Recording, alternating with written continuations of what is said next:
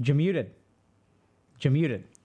Welcome to another Healthy Gamer GG stream. My name is Alok Kanoja. Just a reminder that although I am a psychiatrist, nothing we discuss on stream today is intended to be taken as medical advice, and everything is for educational or entertainment purposes only. So if y'all have a concern or question, please go see a licensed professional. Welcome to another stream, everyone. Happy Wednesday. Hope everyone's doing good today. So we've got a couple of cool things going on for today. So the first thing is we appreciate, I saw someone had subbed for 14 months. We really appreciate that. I see people are subbing and stuff, so thank you very much. I see Marmadukian subscribed with their Prime sub. We really appreciate it. Big Shapely, I'm not going to say the rest of that. Well played, sir or madam.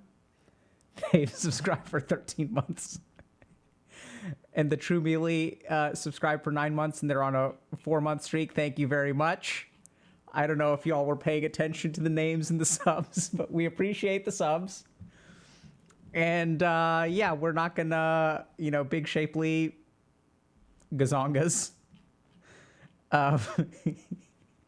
T-shirt subscribed at tier 1. They've subscribed for 28 months. Thank you very much, T-shirt. Wow, dude, imagine how early you have to make an account on Twitch to get the name T-shirt. That's awesome. That's great. I remember, I don't know if y'all remember this, but back in the day when you made an online account, your name, it was there was one name. So if you took a particular name, no one else could take it. So they changed that maybe a decade ago, where you can have the same name as someone else in Dota 2. Now you have this unique ID, right? Or any game, you can call yourself whatever you want to, and you have a unique friend ID. But back in the day, if you took a particular name, that was your name, and no one else could take it. So, the other thing is also back in the day of online gaming, if you wanted to send a message to someone, you had to type out their name. So there was early on in the days of Battle.net, when Battle.net was a new thing and online gaming was a new thing, right? Not direct connections. It was the short, so people would come up with short combinations of letters. So things like XQC would be fantastic because it's very easy to type. So you could actually message people. Whereas if you had some super long name, you would have to type that out every time you wanted to message someone. I see there's a question about Dota. Yeah, I saw that there's a Centaur taxi service. That's wild. So, but we're gonna actually, so we've got some cool plans. Hopefully I can leak this. Maybe, people on the team won't be mad, but we're gonna do a little bit more interesting gaming content, hopefully within the next couple of weeks. And we really got to expand beyond Dota, because Dota is, there's a lot of gaming that I'm missing out on. So we got to understand what it's like to play other games. So we're going to please play Outlast. Okay. Elden Ring speedruns. But now that they got rid of the glitch, can you still do it? I finished Elden Ring. Well, I beat the game and I got an ending, but I did not beat all of the bosses in the game. It's kind of interesting, actually. After I played Elden Ring, I went through a brief period of withdrawal and then reinstalled Bloodborne. And actually beat Bloodborne this time, and was surprised by how easy Bloodborne feels after playing Elden Ring. I just the last 1 or 2 bosses in Bloodborne, no spoilerino. I had never beaten them before. I'd never beaten the first one, and I just one-shotted both of the bosses. There were a bunch of bosses. I just walked in and just one-shotted them. It was bizarre. It's so good. It's so good. I love the lore in Bloodborne. I then proceeded to order a couple of books, because I fell in love with the lore so much. I ordered, what is it? It's Monstrosity or something. I forget what the name of the book is. It's some weird version of Monster. And then I also ordered The Ballad of Black Tom, if y'all have read any of those. Oh, which ending? Which ending do y'all think? What do y'all think, Bootski? Which ending would Dr. K go for?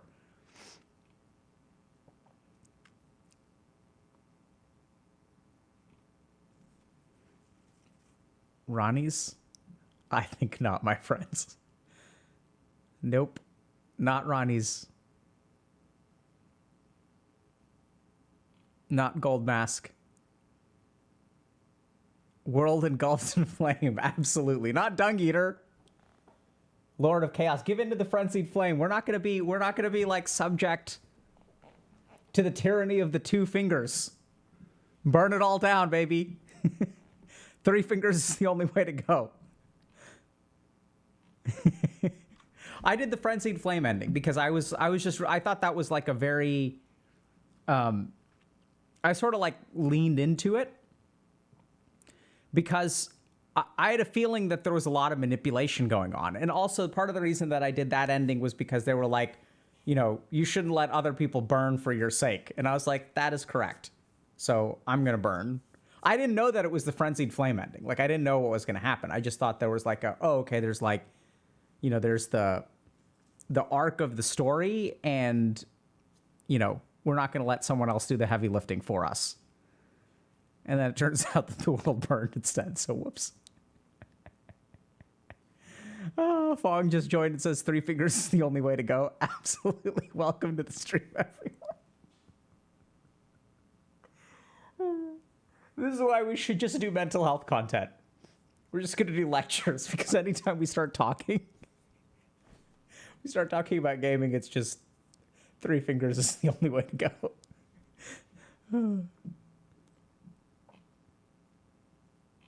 So, yeah. Well, we tried. What about Sekiro? So, I liked Sekiro, but I felt like too much of it was just like skills training that doesn't translate into anything else. So I got like, I think pretty far in the game and I was against a particular boss where I just had to like train reflexes for like what felt like hours.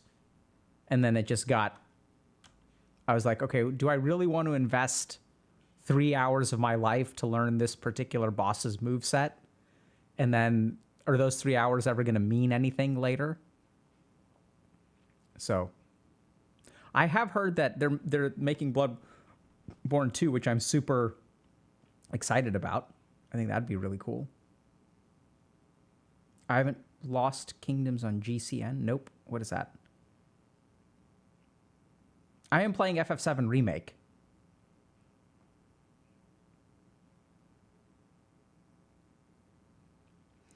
Aren't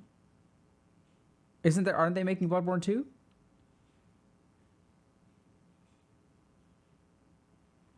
What's the difference between something like Sekiro and something like Elden Ring?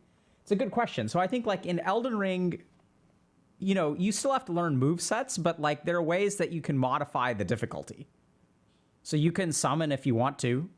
You can also go level up your weapon a little bit here or there, right? Like you can equip new spells, get new gear. So there's like, that's what I really liked about the game design of Elden Ring is it had a very modular difficulty, like on the fly. But it's not like you're going into the settings and just like changing things from like normal to casual, right? Like you can, if you're stuck on a boss, you just go wander around and there's other stuff to do. Part of what I didn't like about Sekiro is that if you're stuck on a boss, like the game is so linear, there's nothing else to do. These 5 gaming habits changed my life. All right, so let's talk about real stuff. So we've got about 1 week left of the Swap It Challenge. For those of y'all that don't know, the Swap It Challenge is a chance to swap out unhealthy technology habits with healthier things like taking a walk, meditating, eating, et cetera, et cetera. We've got about a few days left, I think. And we're 85% of the way to a Dr. K ASMR stream.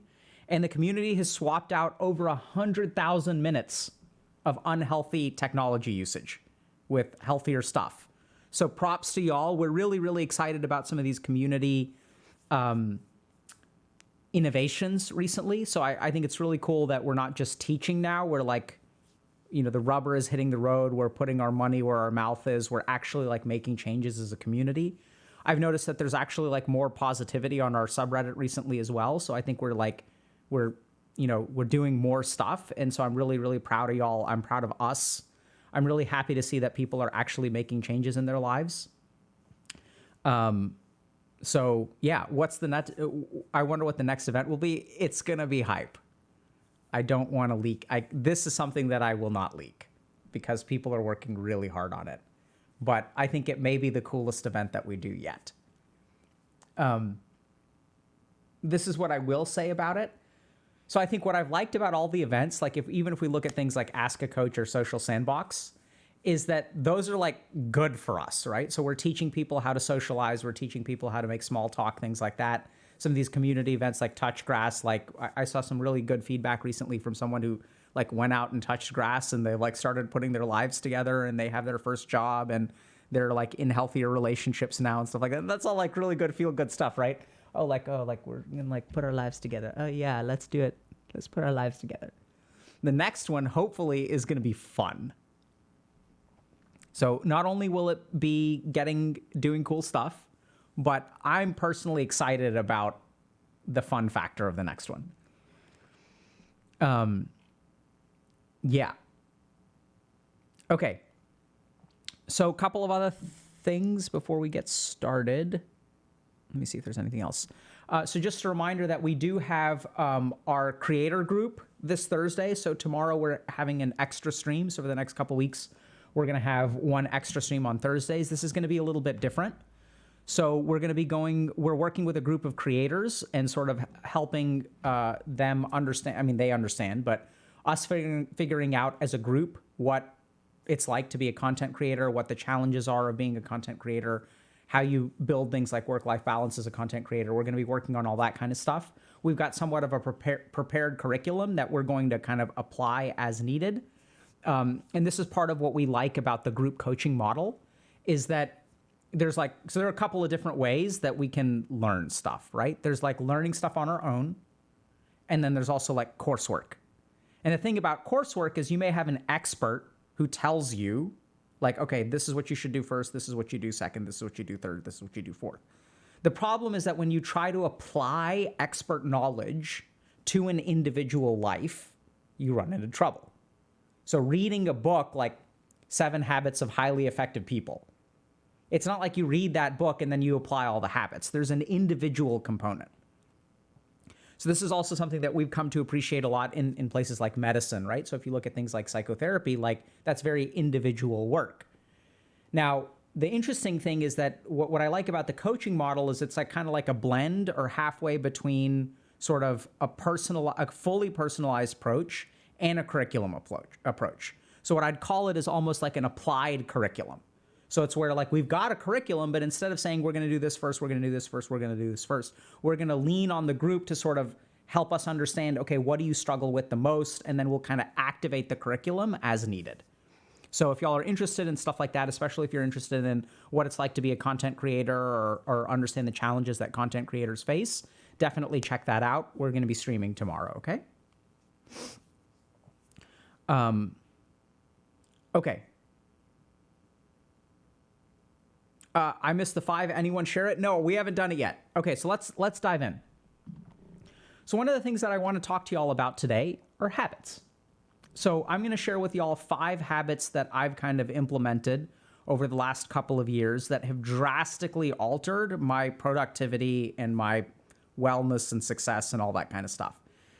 And I think these habits may apply to you. This may be useful for you if you're kind of like me.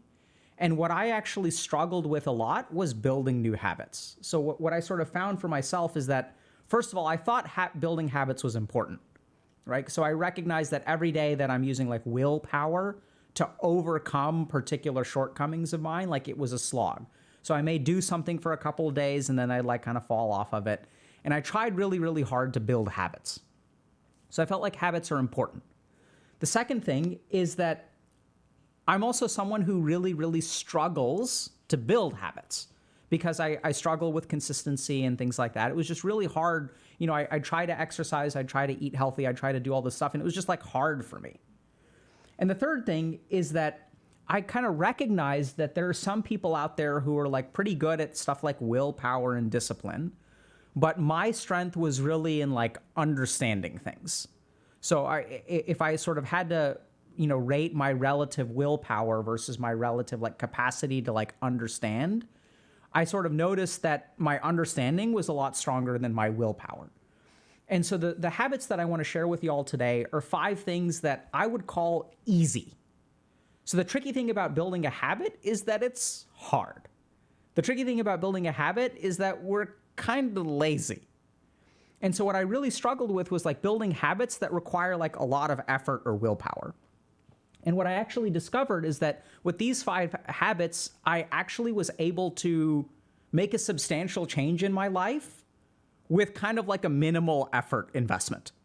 And that sort of really leaned into who I am as a person, which is like not a very disciplined kind of willpower, like, you know, alpha Chad kind of person. It's sort of like, okay, I'm going to try to trick myself into doing stuff and let's see what we can do. The other thing is the 5 habits that I'm going to share with you. We're not only going to share the habit itself, but we're going to share a little bit about why the habit is hard to implement. So this is something that I find is really missing from kind of like the habit literature out there, is people will tell you what habits to build, but they don't go into a whole lot of detail about why it's hard to build those habits. So not only are we going to share 5 habits with you, but we're going to share a little bit about what makes it hard to implement this habit. And the last thing that we're going to do is how to overcome those challenges. So the first habit that I want to share with y'all is not using technology for like 30 to 60 minutes when you wake up in the morning. So for the first half hour to hour of my day, I do my level best to not use any kind of technology. So this is something that, you know, we've grown up in such a technological society where we feel like we have to use technology, or technology is always at our fingertips, or there's like so much value from technology. And I didn't really realize how little value technology offers until like I started really paying attention to things, like when I would go to an ashram, right? So I'd go to a monastery and I'd study yoga for a while, right? So I'm meditating and stuff like that. And there's very little technology footprint then. And that's when I really realized, oh, I actually like don't need technology. Now it's fine for me to say, okay, so start off your day without using technology for 30 to 60 minutes. But the truth is that's hard. Why is it hard? Because technology is addictive. Because technology is accessible, right? That's what makes technology usage hard. It's hard to avoid it for the first 30 to 60 minutes. So here's what I would encourage you all to do to overcome that a little bit and to understand this. So let's kind of go through, and this is basically what I did. I started paying attention to myself instead of trying to change anything. Remember, we're focused on understanding over willpower. So instead of trying to change anything, I just paid attention to what happened when I started using technology. So when you wake up first thing in the morning, you're kind of sluggish. You don't really feel like working, right? But you need to work today. So what I sort of noticed was that the first reason that I would use technology was not out of any recreational stuff. It was actually like due to like legitimate reasons. So the first thing that I would do is like check my email or look at my calendar and try to figure out, okay, what do I have to do today? And that sounds like pretty productive, right? You have to figure out, okay, during the day, like, do I have an hour to shower? Do I have half an hour to shower? Like, what do I need to do today? But then what I sort of found is as I looked at my day when I first wake up in the morning, how do you think that makes me feel? So when you wake up first thing in the morning and you open up your calendar and you open up your email and there are all these tasks you have to do and like you've got all these meetings and, oh yeah, I have to do this today and oh, I have to do this today and I do this today. And then I started to feel emotionally overwhelmed. And I was like, oh crap, because I'm not actually doing it, right? All I'm seeing is like the gigantic mountain that I have to climb. And that makes me feel emotionally overwhelmed. I don't dive right into it, right? It doesn't inspire me to work. And it's like, yeah, I've got so much crap to do today. And so then once I start to feel emotionally overwhelmed, I'm not in a frame of mind to work. So what do I end up doing? How do I manage those emotions? I move over to a different app. Let's open up Reddit. Let's look at what happened on a live stream fail. Let's look at what people are posting. Oh, like so-and-so got banned, or this drama is going on, or that drama is going on. And so then what we do is we shift from our kind of like work-related legitimate reason to kind of an emotionally numbing dopaminergic kind of thing. And then you're stuck in that cycle, and then I have to start the day by digging in, using willpower to overcome that and like drag myself to start working. So what I really noticed is that by opening up technology, first of all, I'm not doing any work. I use a legitimate excuse, get into the addictive crap, and start off like an hour and a half after I wake up, already tired, already spent, and like slogging into work. So I know it sounds kind of weird, but what I sort of realized is as I started to pay attention to how technology affected me first thing in the morning, I realized actually this is not worth it. So the first habit that I do is I avoid technology for the first 30 to 60 minutes of my day because it doesn't actually help. And what I actually found is that when I avoid technology for the first 30 to 60 minutes of the day, then, I kind of do my thing. I take a shower, I have a cup of tea, I'll read something, I'll chat, I'll go outside for a little bit. Oh my God, I have to be so productive. It's not like I'm being productive anyway. Then when I sit down to work, I'm in a far better headspace. And my willpower battery is still fully charged because I haven't had to overcome the addictive technology first thing in the morning. So that's habit number one. Habit number two is I started cutting back on caffeine or even cutting it out entirely. So I learned this lesson in a kind of bizarre way. So a couple of years ago, I got food poisoning. And when I got food poisoning, I couldn't eat anything. So I certainly wasn't having any caffeine. So I kind of withdrew off of caffeine. And what I found is like 3 or 4 days after when I started to feel a little bit better, despite the fact that I had been sick, I was really surprised by how mentally alert I was in the afternoons and evenings. And I was like, this feels kind of weird. I almost feel better now than I did when I was like, quote unquote, healthy. And the more I realized, the more I kind of dug into it, I realized this is the effect of caffeine. And there are a couple of important things to understand about caffeine. The first is that caffeine doesn't actually give us energy. The neurobiological mechanism of caffeine is that it blocks adenosine receptors. And so adenosine, so we have the fundamental energy molecule in our cells is something called ATP. When we burn an ATP, we're sort of left with adenosine. And the more adenosine we have, that's our brain's signal that, okay, like we're tired, like we burnt up a lot of energy. And when I go to sleep, I'm going to clear out all that adenosine. I'm going to remake ATP. This is sort of a biochemistry oversimplification, but that's what we're going to do today, just simplify things. And so the interesting thing about caffeine is that it doesn't give you energy. It numbs the tiredness signal. So this is really important because the more that you use caffeine, you're actually like building up more fatigue, more fatigue, more fatigue. You're just numbing yourself to that signal. So it doesn't actually give you energy. All it does is create more fatigue down the road for a temporary boost right now. That's really the way that caffeine works. And so the reason that giving up caffeine is hard is there's another kind of principle behind this, which is actually like really interesting because we see it in addictions. So let's try to understand what happens when we use caffeine and why it's so hard to give up. It turns out that the way that our brain's reinforcement mechanisms are wired make it very easy to get addicted to caffeine. So there's a really simple principle when it comes to addictions, and that is the more rapid the effect of the benefit, the more addictive it is. So the faster that the benefit hits, the more likely we are to be addicted to it. So for example, we know this in psychiatry because there's a class of medications called benzodiazepines. So benzodiazepines are anti-anxiety medications that also have an addictive potential. So one of the most notorious benzodiazepines is something called Xanax or alprazolam. And what we discovered in psychiatry is that there are different kinds of benzos. There are those that hit really fast and go away really fast, like Xanax. And then there are those that hit relatively fast and stick around for a little bit longer. Those are medications like lorazepam or Ativan. And then there are slow-acting medications that take a while to start working but last in your system for a long time, like clonazepam or Klonopin. And essentially what we found in psychiatry is that the faster it hits you, the more addictive it is. And people started prescribing Xanax, and people got really, really addicted to Xanax because it hits you really fast. So let's try to understand, how does this apply to caffeine? So when we use caffeine, what happens is we get this burst of focus, right?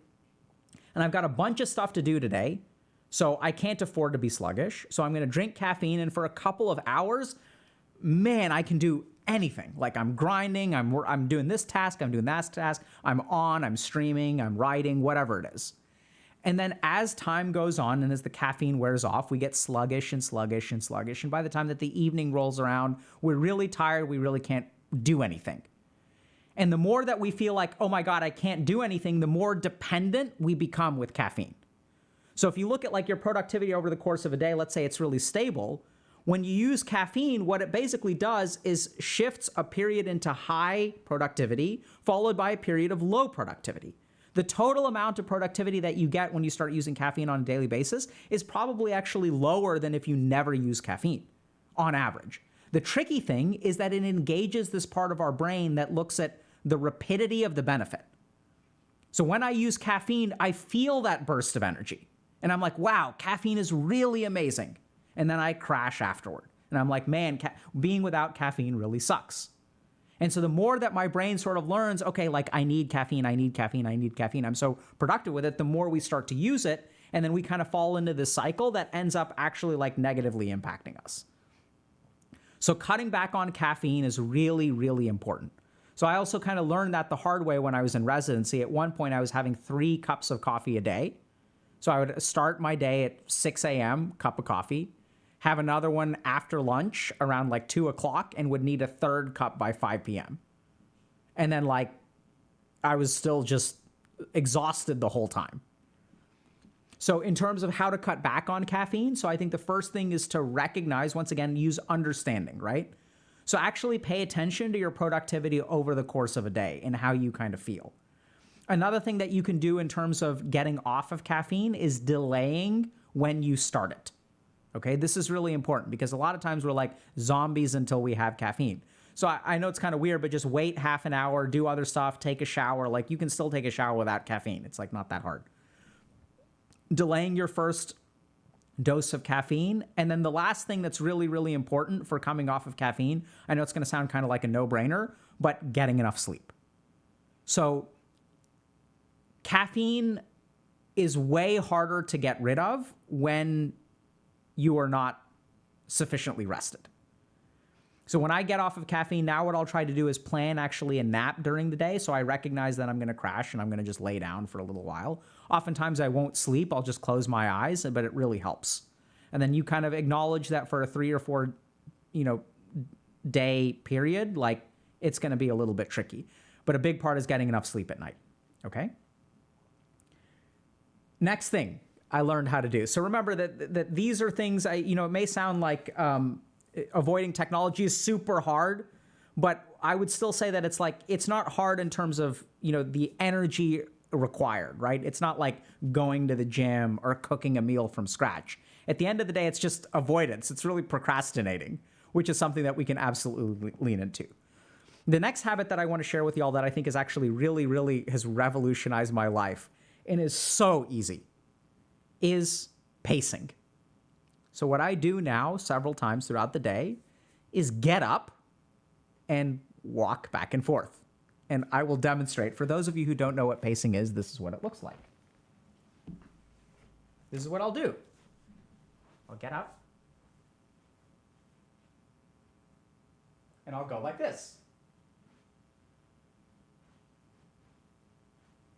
I will just pace. And people are like, what the hell? How does that help anything? I pace. Has revolutionized my life. You may ask yourself, how the hell does that help anyone? Great question. So let's understand why we pace and what it replaces. So when I'm working, sometimes I get tired of work and I get distracted. And what do we do when we get tired of work and we get distracted? We usually do something with a technological device.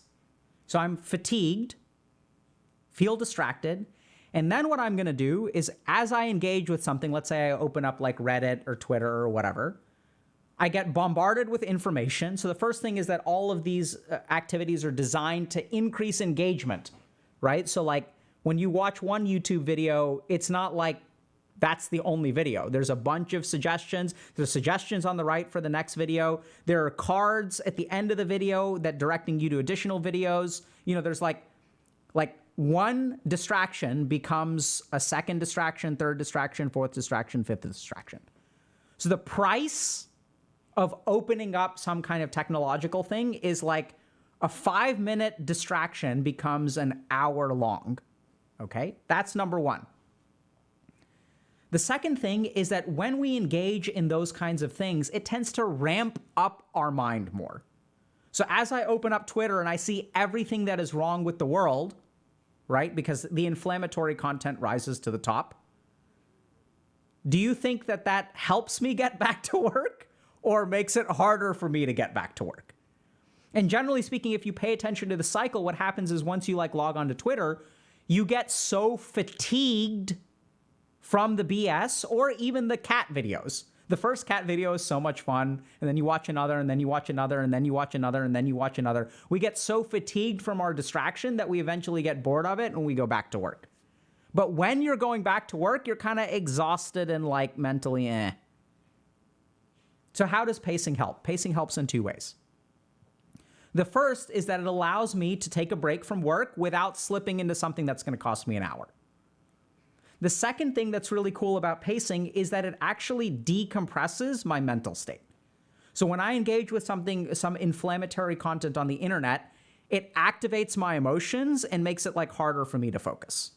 Whereas when I pace, like I just let my mind kind of wander and like it kind of thinks through stuff. And I don't know how to describe it, but like basically like when you use the internet, you get ramped up, right? Oh my God, these people are doing this, these people are doing this, these people are doing this. And it's hard to focus on your work. You want to work. The work is down here.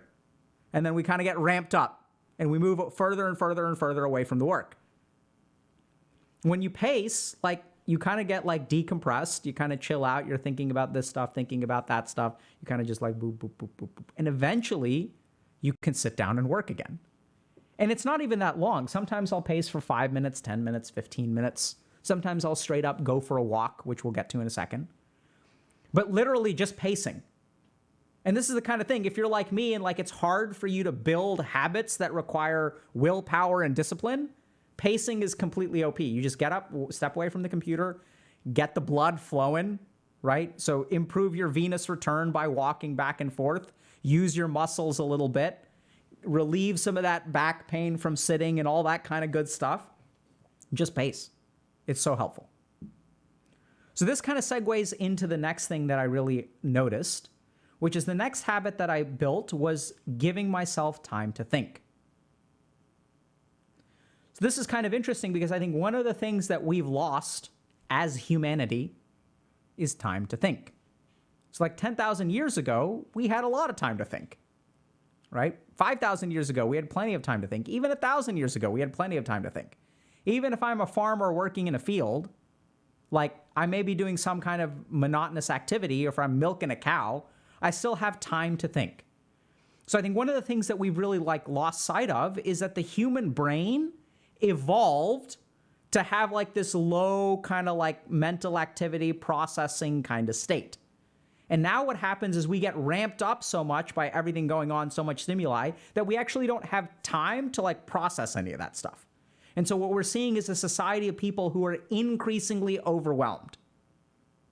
So I read a book by this guy named Nassim Taleb called Black Swan. And it's about the 2007-2008 financial crisis. But what struck me the most about the book was in the foreword, he says, one of my favorite things about my job is that it can be done from a park bench. So what Nassim Taleb does, he's like in the field of finance, is he goes and he sits on a park bench and he thinks. And I realized like, wow, that sounds really great. Like, I think I would enjoy that. So I started doing that too. So even when I was in residency, what I would do is like there was this one place called the Healing Garden, which was on the cancer floor. So it's just like a space where like, that's nice that cancer patients go to kind of chill out. And I would, you know, I tried to figure out, am I allowed to go there to say, yeah, you can use it too. So I'd just go and I'd sit in this space in the middle of a hospital. And it was like fantastic. So I think if we kind of think a little bit about optimal productivity, we have to recognize that societally, our brains don't have time to decompress anymore. And so now what we're sort of seeing is intensive decompression. And what do I mean by intensive decompression? What I mean is like people are going on meditation retreats. They're going to see therapists. They have to squeeze in all of their mental decompression into a highly efficient little bundle. And so instead, just give yourself time to think. Why can it be hard to give yourself time to think? Because you're not being productive. Oh my God, you're not doing something. I have so much to do. It's not like you're doing that crap anyway. You're just wasting time on the internet. right? So I started to realize I had all these pressures around needing to work and then feeling overwhelmed and then not doing it anyway and then beating myself up. And instead, I just give myself time to think. And we see the value of this if y'all have ever heard of shower thoughts. And look at what your mind is like in the shower. So many good thoughts, man. It feels so good. It's like invigorating. So give yourself time to think. It will transform your life. One thing that kind of came out when I started giving myself time to think, and this is the last habit, arguably the most important, is I started turning some consumption into production. So increasingly, what we've become as humans is consumers. We just consume. Books, audiobooks, YouTube videos, Twitter, social media, video games, TV shows, movies, apps. Now we're also like, I'm playing a cell phone game while I'm watching a movie, right? Like I'm listening to an audiobook while I'm doing something else. So I've even heard of people who will play games. Like I used to do this too. Like I would play WoW. I would grind WoW and listen to an audiobook at the same time so I could be productive while I'm playing WoW. Makes sense, sort of. Right? Because if I have to grind this stupid crap, I might as well listen to a good book, listen to Stephen Hawking and learn something. Right? So what the hell is going on here? So we've become consumers. And this is also where people will, it's so interesting because even as a society, we think that consumption is laudable.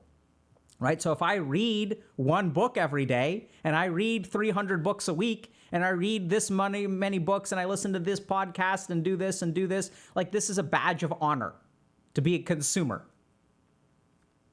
And what I realized is I was just consuming. And that if I really want to be successful, what I need to do is not consume. That's not how you become successful. Sure, reading can be helpful, don't get me wrong. But generally speaking, and what does successful mean? What I mean is if I want to deliver value to the world, that's the way that I kind of think about it. If I want to give value, if I want to offer value as a human being, that doesn't come through consumption. It comes through production. So I started creating stuff. So in my case, I did a lot of writing. Now here's the problem with becoming a producer. So as you start producing, all kinds of problems arise.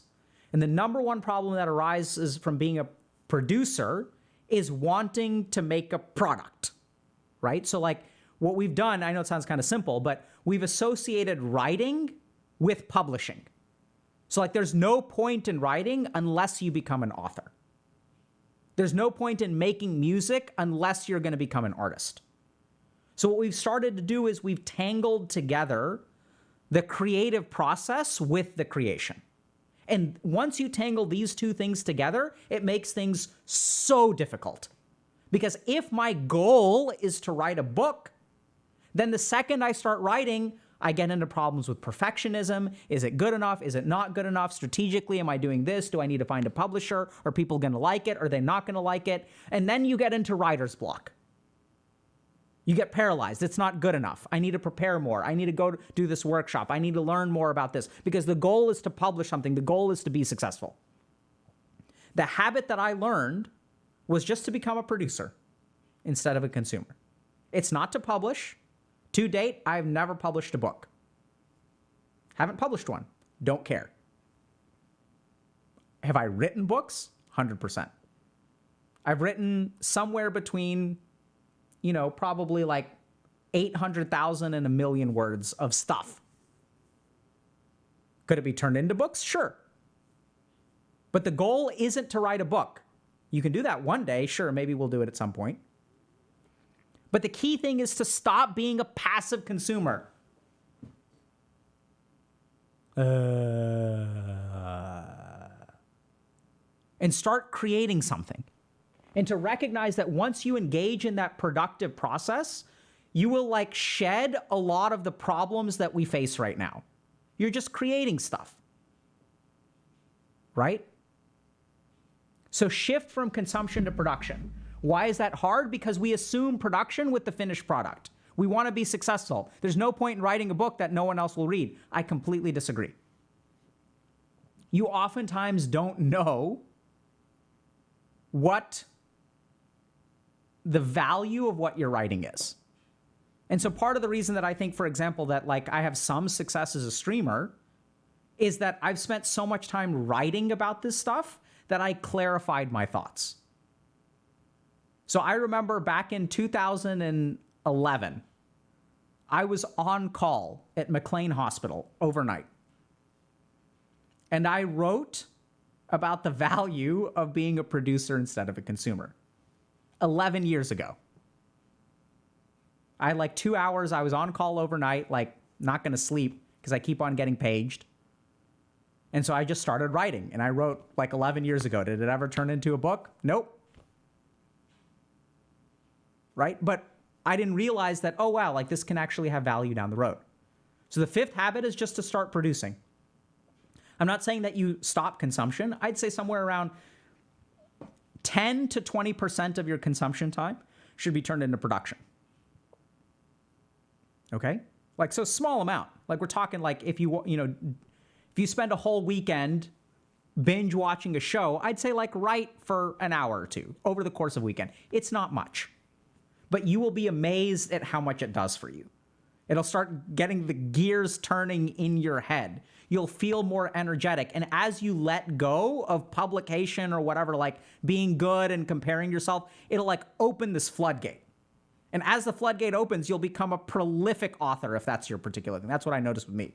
It's like now I can write 40,000 words in a week if I put my mind to it. And the key thing is when you write 40,000 words, you're like, oh my God, what if it sucks? And it's like, who cares if it sucks? Then it sucks. Right? So if you're like me and you think habits are important, but you struggle to actually implement them, because building habits is hard. It requires like willpower and discipline and effort. And if you are bad at those things like I am, but you still want to make habits, and if like me, relatively speaking, you're better at understanding stuff than you are at sort of brute force willpowering your way to doing something, then I'd start with these 5 habits. Number 1, avoid technology usage for the first 30 to 60 minutes of the day. Number 2, cut back on your caffeine. It's a scam. Cut it out entirely if you can. Number 3, pace. Literally, just walk back and forth. Easiest thing in the world to do. Doesn't require really much energy at all. Leading from pacing is to give yourself time to think. Give yourself time to emotionally process, work through thoughts in your head, allow some of those dormant creative energies to start coming up. And as you give yourself time to think, put that thought into the world in some way. Start to become a producer instead of a consumer. We're not saying become a published author because that's hard and comes with all this other crap.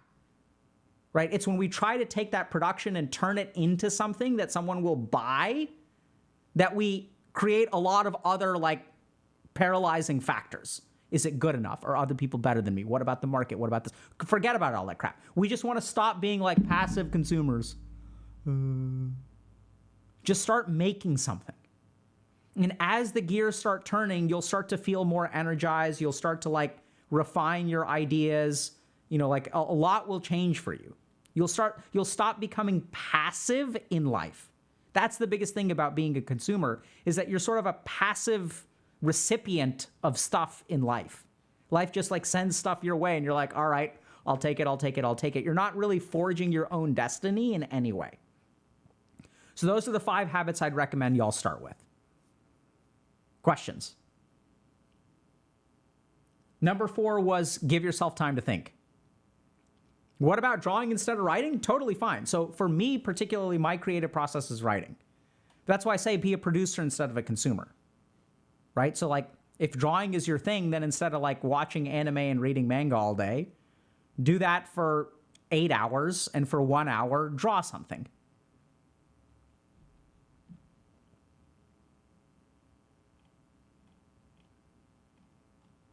What can you produce instead of writing? Like literally anything. You can cook. You can draw. You can make music.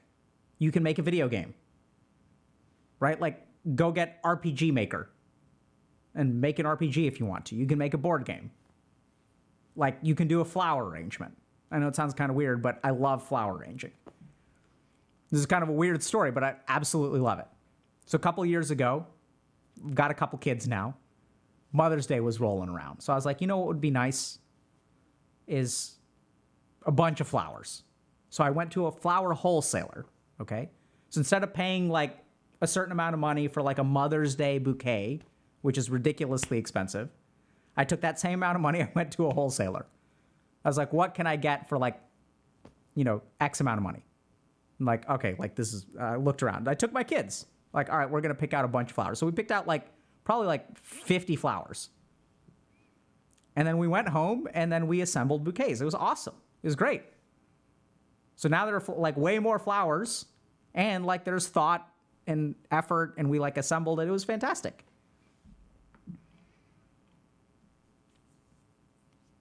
All right, so you can, all kinds of production. You can grow things. That's another thing that I do. I grow things. So, and by things, I don't mean marijuana. I mean things like peas and cucumbers and tomatoes. So I'm going to plant peas this week. All right, so I don't know if you guys have like grown peas in the wintertime, but they're dope. Yeah, y'all want a repetition of the 5 habits? So number 1, no technology use for the first 60 minutes of the day. 30 minutes if it's super hard for you. Number 2, cut out caffeine or reduce your caffeine intake. Number 3, pace. Number 4, give yourself time to think. Number 5, transform consumption into production.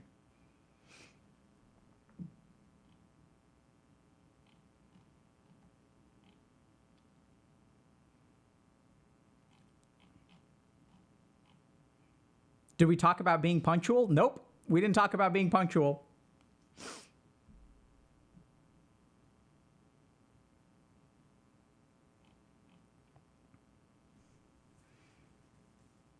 What was pacing?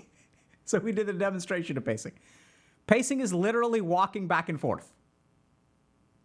Most bizarre thing, but like probably the biggest discovery that I made that requires the least amount of effort and helps me the most is friggin' pacing. Just walking back and forth.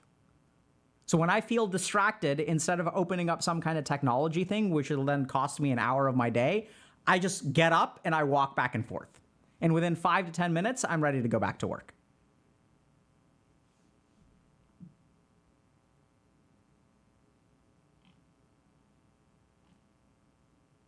How do you know it's been 1 hour if you can look at tech? You know. If it's 59 minutes, I think that's fine. If it's 62 minutes, I think that's fine.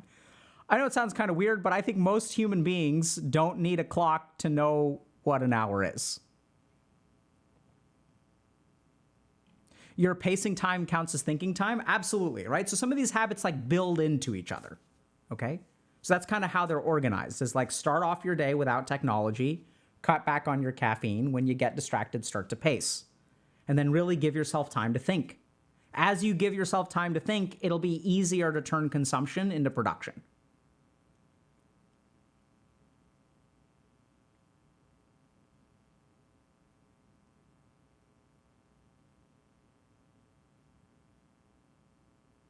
Will yoga or meditation fall into the category of producing? I don't really think of it that way.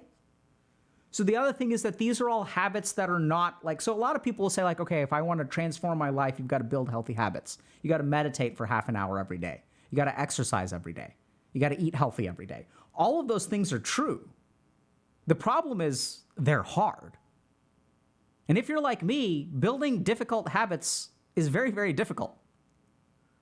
So what we need is actually like other habits that help us facilitate all the hard ones. So that's why like I need a habit that's easy to build, that actually benefits me very rapidly.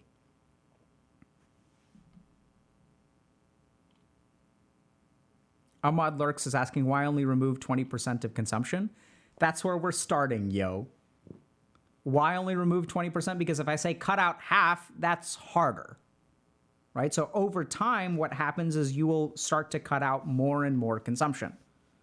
So now, for example, like I probably produce 60 to 70% of the hours of the day compared to consumption, right? But it doesn't feel hard. I feel like doing it. Why do I feel like doing it? I'll just give you all a simple example. So here's how all this stuff works. Okay, so no technology first half hour of the day, so I don't feel overwhelmed and crap. Right now, I still drink tea and stuff, so I'll make myself a cup of tea in the morning, and then I'll look at some work stuff for about half an hour or so, and then I go for a walk. And when I go for a walk, I start thinking. So this is another thing I started doing. I stopped going for walks with headphones and music. What's the difference? Just think. And as I start thinking, I get excited about stuff. I'm like, man, this is going to be really cool. Like, I want to jot this down. I have this cool idea. Like, I'd love to write fiction, for example. Suck at it. And then I have all these thoughts about, like, fiction. Like, oh, like, I'd like to tell this story, and I'll do this, and I'll do this, and then this character does this. And then I go home and I scribble it all down. And that's fantastic.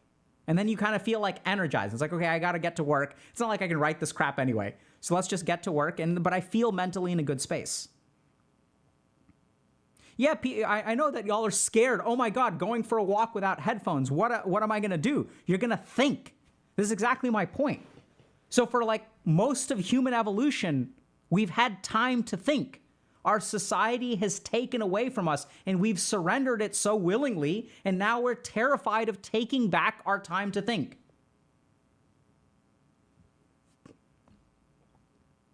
So I've noticed something. I'll give you all just a simple example of this. When I turn on my TV now, before the TV stuff actually loads, so let's say like I turn on the PlayStation. The first thing that happens is that the TV turns on.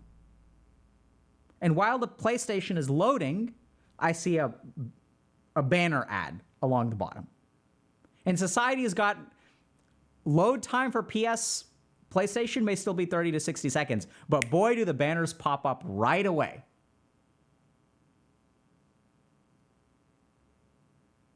Society has invaded every element of our lives and is always taking away our space to think. You're waiting for the bus, there's an advertisement. You're filling up your friggin' gasoline, and something starts playing about how to make a panini. It's like, I'm filling up gas. I don't need to learn about how to make a panini. I'm doing a crossword puzzle on an iPad, and like, oh, by the way, there are hot singles in your area. It's like, that's, right? So we don't have time to think anymore. It's like, do you really think I need hot singles in my area? I'm doing a crossword puzzle on an iPad. I think you guys need to get your ad tracking right.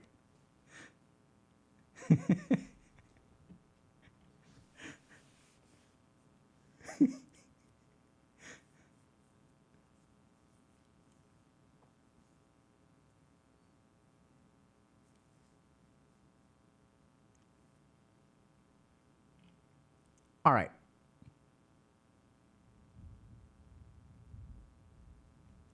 So any recommendations on what to drink instead of coffee and tea, since even black and green tea contains caffeine?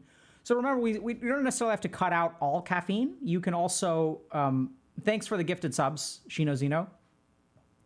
You can replace coffee with black tea. So I'll tell you all how I have two methods of detoxing off of caffeine, or cutting back or reducing my caffeine intake, okay? One is the cold turkey method, which usually when I get sick, I kind of do anyway and use it as an opportunity. I tend to have difficulty getting back. I mean, I get back on caffeine just because, as always happens, if my kids get sick, then I usually will relapse off of caffeine because I'm up with them all night and have to work the next day.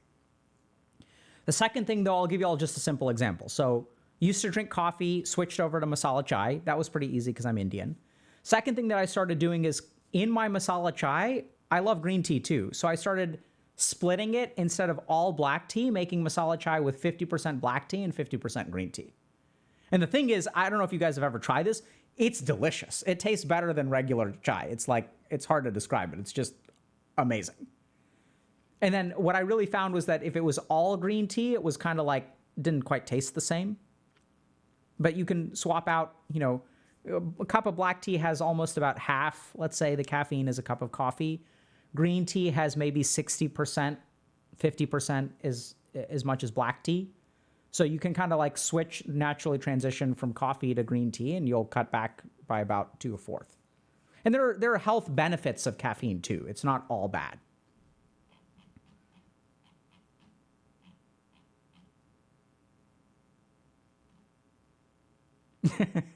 Styles M4 saying, I'm literally having masala chai right now with a panini at a quaint cafe.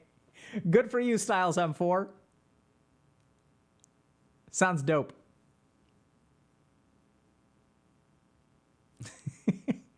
But like, is coffee really that bad? No, it's not that bad. But this is where, generally speaking, I'd say that the average person would be more productive with less caffeine intake.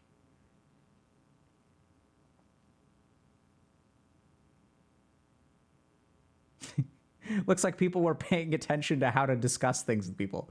Paninis are dope. What kind of panini? Beautiful. Dr. K makes great coffee, by the way. This is true. I make very good coffee and I make very good tea. Also producer, right? So like instead of just like listening to an audiobook, well, sometimes I'll do. Sometimes in the morning I'll like listen to an audiobook while I make my coffee and tea and stuff. We're not talking about, once again, it's not like cutting these things out, right? It's just about shifting from one to the other. And very good cinnamon toast. This is true. What brand of chai you get? I need that recommendation. I mean, so we get a brand of tea. So I use Vag Bakri. Vag Bakri is the best. But Red Label is also very good. Tata Tea, okay. Right now I'm listening to Terry Pratchett, but a couple of other things I'm listening to are, I'm listening to a book by Alan Watts. Or I got a book by Alan Watts. I haven't started listening to it. Terry Pratchett, Brian McClellan, and Children of Ruin.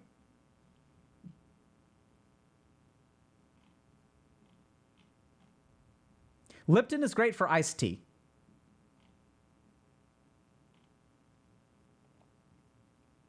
Dude, I've burned through all of Joe Abercrombie's stuff, read almost, not everything by Brandon. Reading everything by Brandon Sanderson is in and of itself a job. Right, that guy just produces at such an alarming rate. I used to, many years ago, I had read everything that Brandon Sanderson wrote. And then Brandon Sanderson started writing books faster than I could read them. Just like Jarrell said, Brandon can write faster than I can read. I'm the same way. He just left me in the dust.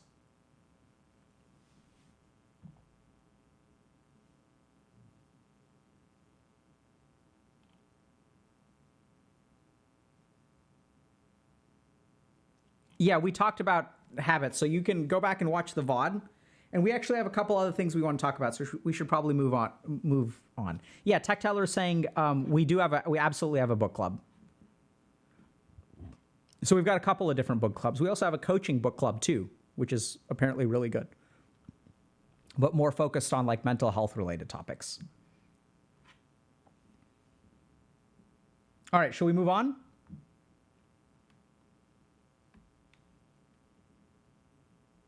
Okay. So we'll give you all a choice. We've got 2 posts that we want to cover still. Anxiety over knowing the right thing to do, but finding it too overwhelming to carry out.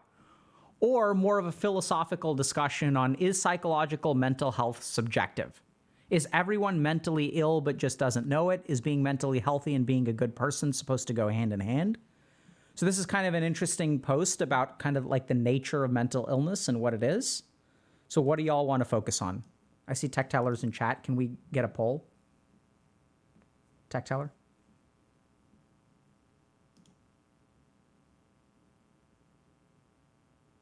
We're going to do both. So we learned this the hard way. Or I don't know if this is the hard way. We learned it. We don't give y'all choices between either or anymore. because that just upsets people. Now the choice is about order. Okay, but we're going to do both. Not going to leave y'all hanging.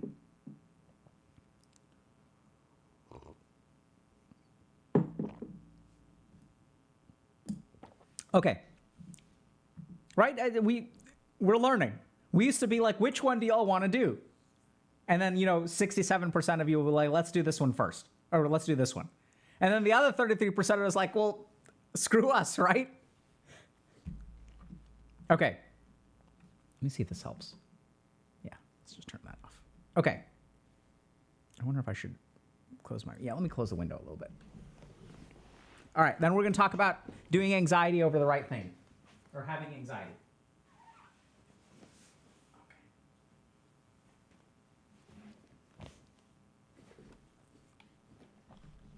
Okay. Let's talk a little bit about the anxiety of being overwhelmed. Okay. So anxiety over knowing the right thing to do, but finding it too overwhelming to carry out. Pretty much the title. This happens with hobbies, schoolwork, daily life tasks where I'm acutely aware of the most guaranteed way of successfully doing the thing and finding it too overwhelming. However, the most optimal way of completing a task / practicing a hobby, etc., is obviously the most taxing, quote unquote, perfect method. If I'm writing an essay, it means looking through all the relevant sources, making sure each paragraph is concise yet detailed, and going over it 10 more times to vary my word choice more, fix sentences, and essentially make it the most perfect I can manage. This is obviously mentally and physically taxing, but the fact that other people can do it, and I've done it before, quote unquote, even if it was exhausting, and I know this is the best, most correct way of doing it, anything less would be laziness and produce bad work, then I'll regret it as it'll be my own fault. Stops me from doing any less, or otherwise I just won't try at all. I try to convince myself that people don't function like this, that they're not 100% quote unquote on all the time, and absolutely producing the peak of their work at all times. But it just seems like cope to me. That I'm just weak and get overwhelmed by what people can handle with ease, and there's something fundamentally wrong with me. Any advice on how to deal with this? So sometimes we want to do something. And what we want to do can be done in a couple different ways. We can do it okay, or we can do it the way that it's supposed to be done. But as this person points out, if we're doing things the way that they're supposed to be done, it's more effort. It's more taxing, right? There's like a proper way of doing things. There's an ideal way of doing things. And then what complicates factors even more is even if we start to tell ourselves, okay, well, like, I don't have to be perfect, right? I can just get started. Or like, I really just need to get it done. A B maybe is okay. There's another part of our mind that says other people can do it. Other people get A's. And what's even the most devastating is I have gotten an A in the past. I've done it properly. I've looked through all the sources. I've made sure each paragraph is concise yet detailed. And if you've done it well before, if you've done it close to perfect before, and if other people do it close to perfect before, it's an option. And this is what makes things so hard. Because if it wasn't really an option, then it would be easy, right? Like, it's like, oh, like, I'm never going to win a gold medal in swimming, so I can just go swimming. And I don't have to worry about not winning the gold. But if you've ever done it right before, you know that's a possibility for you. And if you know it's a possibility for you, then you want to find that formula to actually like find it, right? You want to achieve it because you know you can do it. You just need to find the right way to do it. And that's what makes it so paralyzing because it isn't a possibility. In fact, the more of a possibility it becomes, the more overwhelming it feels. Which I want you all to think about for a second. Because that's devastating.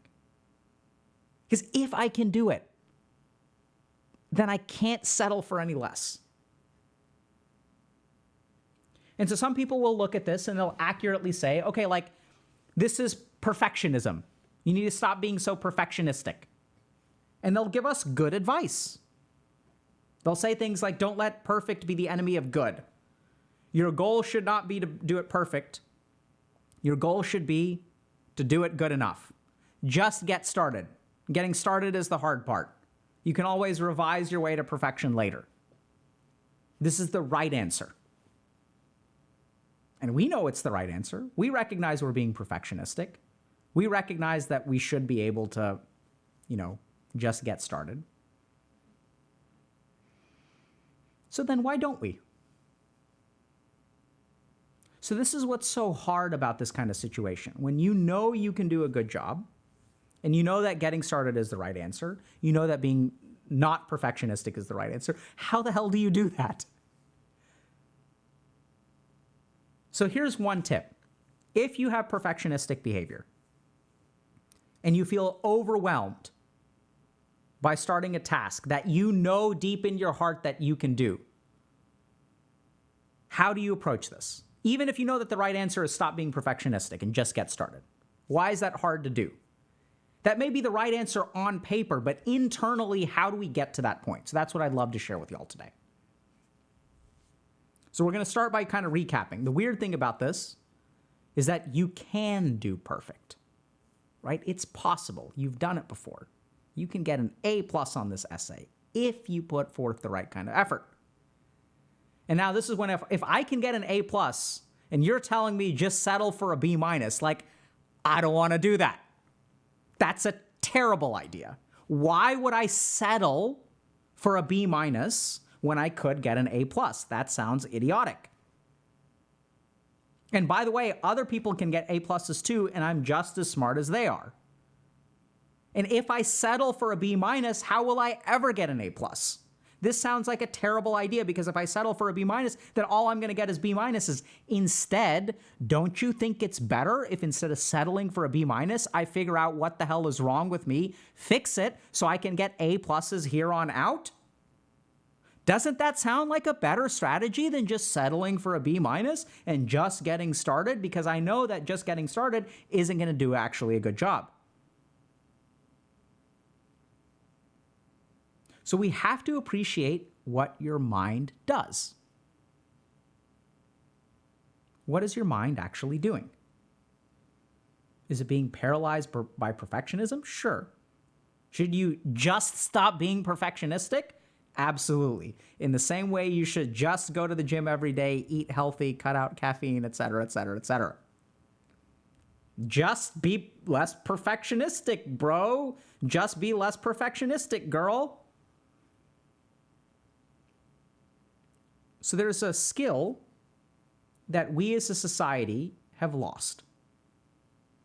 We used to do this as humans, but we've lost this skill.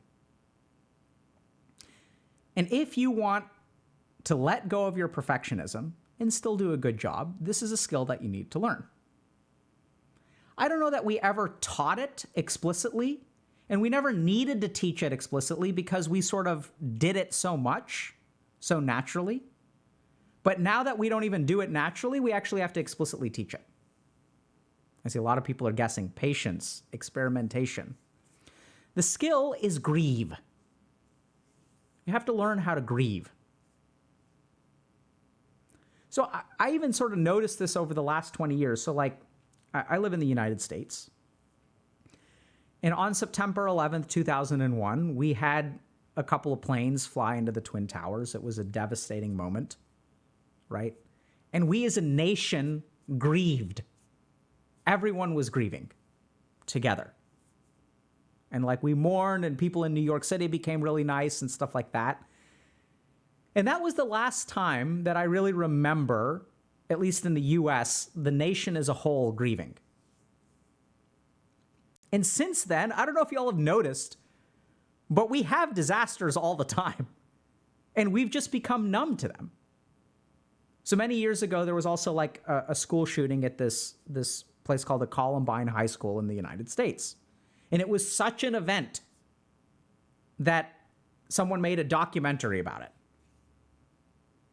And everyone was like, oh my God, this is what's going on. And then like they happened again and again and again and again.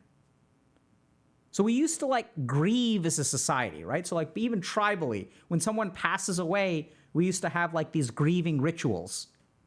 People would go through grief. There'd be the wake, there'd be the funeral, all this kind of stuff. We still kind of do those things. But now when you go to a funeral, what do you see? What are people doing? Everyone's on their phone. We've become numb to loss.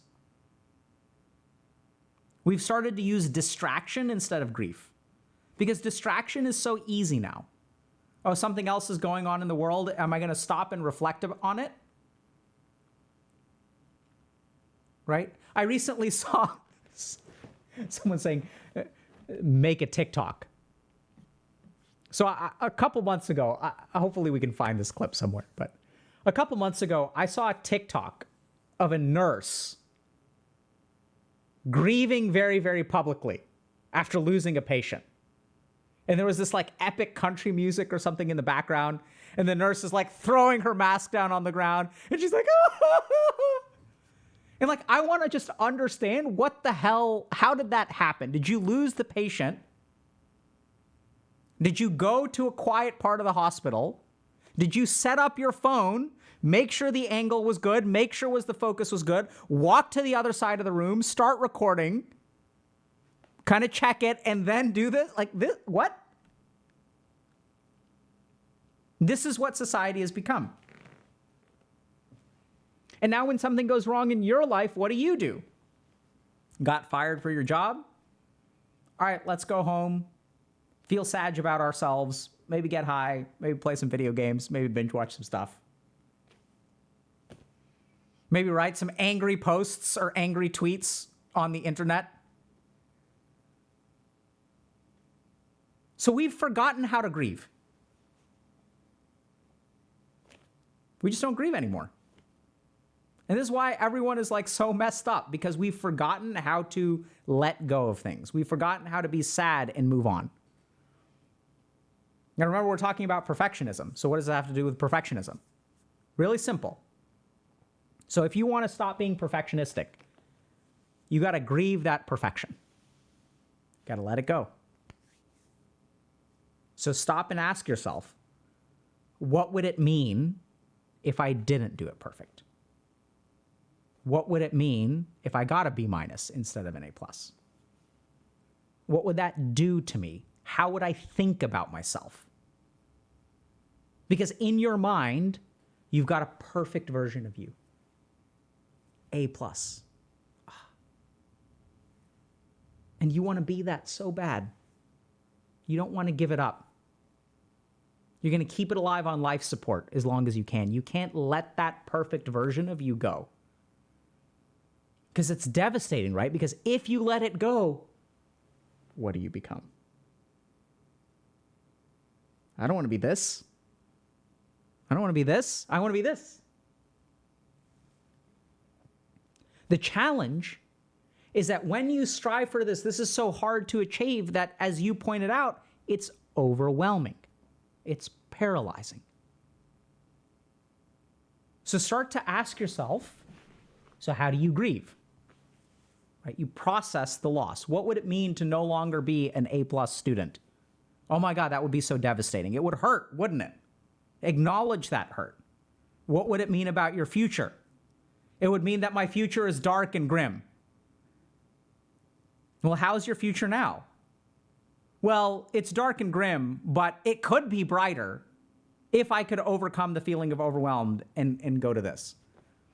And something magical will happen. So this happens with everyone who grieves. When you lose a loved one,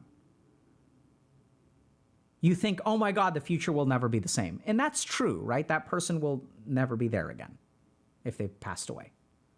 But it doesn't mean that your future is bleak without them. And this is what the process of grief is.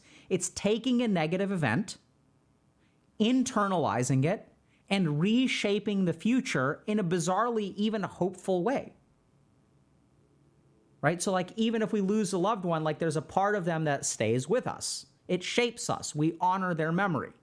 It makes us, in a weird way, like better people. Would it be nicer if they were still alive? Sure. But the future doesn't have to be bleak just because we've grieved some part of our life. In fact, what we tend to find, and I know this sounds really bizarre, but this is where kind of the science comes in. People who go through a healthy grieving process tend to be like better off afterward, versus the ones who stay attached to the possibility, live in the past, are the ones that get stuck. And so let's think about this for a second, because if your mind tells you, I've gotten an A+ in the past, here's how I did it. Where is your mind living? Is it living in the past, or is it living in the present? And the more that we get stuck in the past, the more paralyzed we become in the present. How do you undo that? You grieve. So if you're struggling with perfectionism and feeling overwhelmed by not doing it good enough, I'd start by grieving. And what does that mean practically? It starts by asking yourself, why am I so attached to this? What does it mean for me to do this? How would I feel about myself if I did not do that? How would I feel about myself if I just started writing the essay and not reading all the sources ahead of time? Well, I would feel bad. Well, hold on a second. What part of you would feel bad? If you spent the next hour jotting down notes of an essay and you paused and you asked yourself, how did I feel about myself? How would I feel about myself? This is where things become wild. Because if you actually do that, you're actually going to feel good about yourself. You didn't do it perfect, but there's still plenty of time. You got something done. You got started. Versus how would you feel about yourself if you continued to chase that perfection and didn't do anything for an hour? You'd feel broken. You'd feel busted.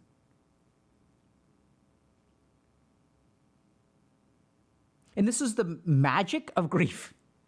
Because grief takes something that is a negative event and somehow transmutes it into something that is somewhat positive. We're not saying it's a net win, but it's the way that you take a negative event and you transmute it into something positive. So start to really ask yourself, what does this mean for me? What would it mean for me to just get started? What would I be giving up? And grieve that perfect self. And as you grieve that perfect self, the paralysis will go away. And as the paralysis goes away, you will start to act more. As you start moving forward, paradoxically, you go closer to getting the A+. You move away from the B-. And this is why it's so hard. Because achieving perfection starts with letting perfection go. We don't want to, though. Because if we let it go, then there's no guarantee. And that's a big part of grief.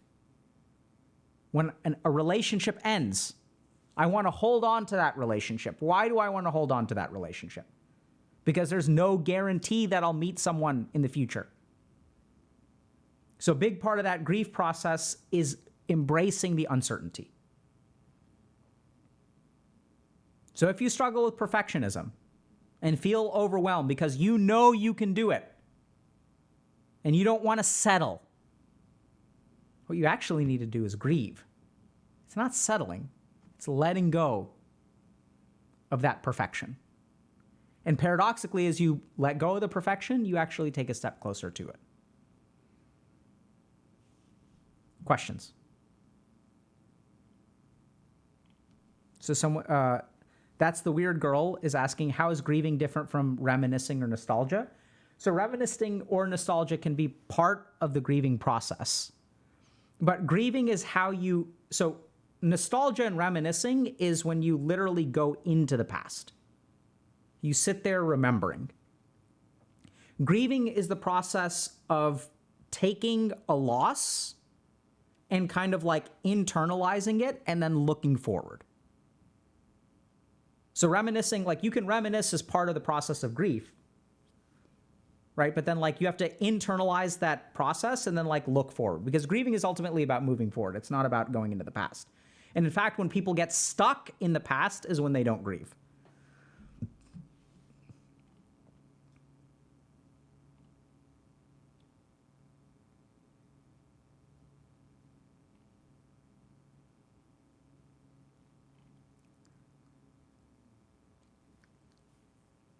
Okay, a lot of good questions. So, how to grieve when pain is actually unbearable and invokes physical symptoms? So, the first thing that I'd say is that if you're having physical symptoms, you should probably go see a medical professional and make sure that it isn't a physical problem. But sometimes the process of that grief does feel unbearable. And this is the kind of interesting thing where we sort of know that pain is a psychosomatic symptom. Now, sometimes when people hear the word psychosomatic, what they interpret it as is it's all in your head. But that's not my experience. So here's what we need to understand about the body and the mind, and to a certain degree, even things like the soul, if you believe in that stuff, is that it's all connected. So any insult to your body or any attack on your body will affect your mind, and any attack on your mind will affect your body. Right? We know this. So for example, emotions are a really good example of something that both manifests mentally and manifests physically. Tightness in my chest, queasiness in my stomach, fear in my head. So for sometimes what happens with people who struggle to grieve is they don't do the mental process up here, and so that pain comes out physically. So interestingly enough, the solution to the physical stuff, if you have psychosomatic pain, is actually mental work.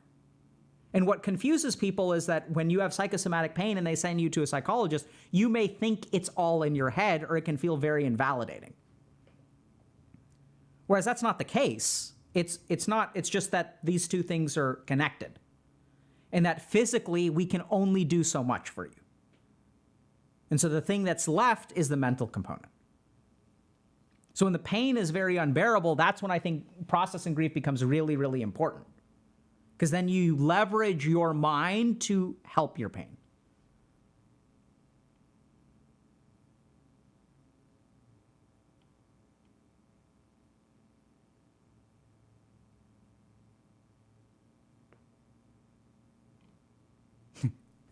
So Caleb Hates Games is asking, how do you know when you're done grieving and not just ignoring the problem? Kind of easy, actually. It's like, what do you feel like when you wake up on a day-to-day basis? Is your life moving in the right direction? So when you grieve healthily, you generally speaking feel like optimistic and good about the future. And when you're ignoring the problem, you may distract yourself, but in the back of your mind, there's going to be there's going to be a very, very tiny person at the back of your mind screaming at the top of their lungs when you're ignoring a problem. And when you grieve, that person is content.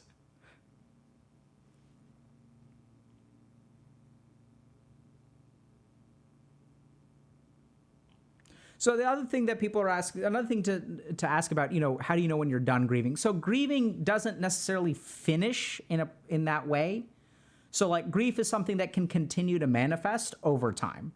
So you may be done with a particular stage of grieving, but a year later, let's say that, someone that you love passed away and their birthday rolls around, and during their birthday, it's okay for that grief to come up again. So sometimes it's a bit of a journey. There's it's episodes.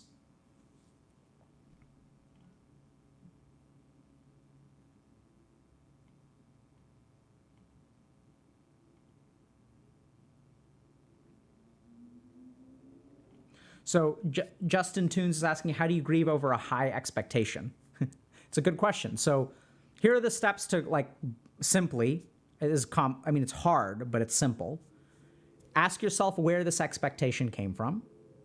Ask yourself what it would feel like to not live up to that expectation. And then have compassion towards yourself with that disappointment. And once you have compassion towards yourself, then you can start to ask yourself, okay, so what can we do about it? So I'll give you all kind of a simple example. Let's say I'm a coach, okay? And let's say that my team lost a game. So if I'm that coach, what do I tell my team? So we sit down and we say, does it suck that we lost the game? Absolutely. Could we have played better? Absolutely. In what ways could we have played better? Okay, this, and this. Now, just because we lost that game and just because we played better doesn't mean that we are failures. Do we need to learn from our lessons? 100%. So here's what I want you to do. I don't think you're a bad person. I don't think you're a failure at life. You lost a game. I want you to practice. I want you to prepare for next week. The loss is over. Let it go. We're going to learn lessons from it. And I have faith in you that you can win next week. Does that make sense? That's just the process you have to do with yourself when you go through grief and when you want to let go of like high expectations. It's acknowledging your shortcomings, having compassion, and then formulating a plan to move forward.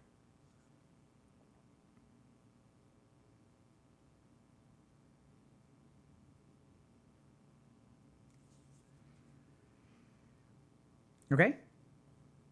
There's a good question. How do I grieve a long farewell, such as a family member with Alzheimer's who's ill for years? That's really challenging. That's the kind of thing where I wish there was a simple answer to it. So losing a family member with Alzheimer's has a very, very bittersweet kind of grief. So on the one hand, it can hurt more to see this person become a shell of who they used to be. And it can also be a blessing because you get the benefit of time. Right? So like they don't go away completely. Like if you want to say words to them, you can say words to them. Things like that. So I think that's really where, if you're really struggling with someone who's got Alzheimer's, what I would really, really recommend is chances are there's a medical professional involved, right? Especially if there's a diagnosis for Alzheimer's. And if they've got a neurologist or a psychiatrist or something like that, I would talk to them and say, you know, do you have any recommendations for resources or support around grieving someone who's like suffering from a chronic illness? So thankfully in illnesses like cancer, like we've got that, there's a lot more support, generally speaking, for things like cancer treatment and grief. It's bittersweet because sometimes people want to lose someone kind of like a Band-Aid where it's like, you know, they just die and there's not a protracted process. And the downside of that is that you don't get to say goodbye.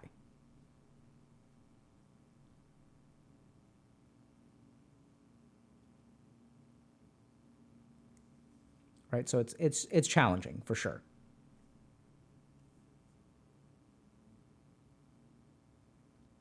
Okay.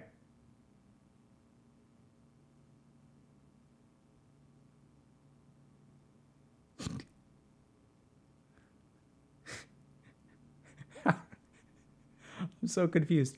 How are we getting from grieving a loved one with Alzheimer's to Andrew Tate interview when?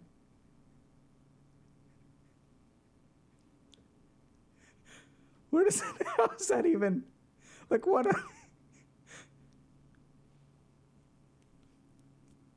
And that's the other thing. So I still am not entirely sure who this person is. Okay. And we try to do that on purpose, right? So like part of what we do here is not try to bias ourselves by the internet. And all I know now is that this person is banned from a few platforms. So I don't even know if we can interview them. So. Right? So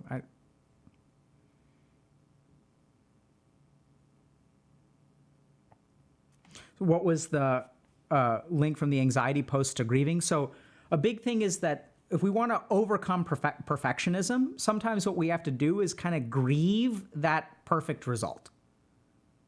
We have to acknowledge that we may never get it and it's gone.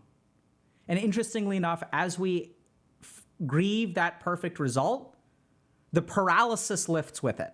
And then we can actually start moving towards it. Because the more that we chase after the perfectionistic result, the more paralyzed we become. Because any step we take forward is not going to be perfect. And if it's not perfect, it's not the right step. If it's not the right step, I can't take it. So what you need to do is grieve. Let go of the perfect result. And then you can take any step. Any step forward is a step in the right direction. Will it lead you to perfection? I don't know, but that's not our goal. We're going to focus on taking a step forward, not on being perfect. And then we're going to see how many steps we can get in, and we're going to get as close to perfection as we can. But fundamentally, we're going to start our journey without the goal of being perfect.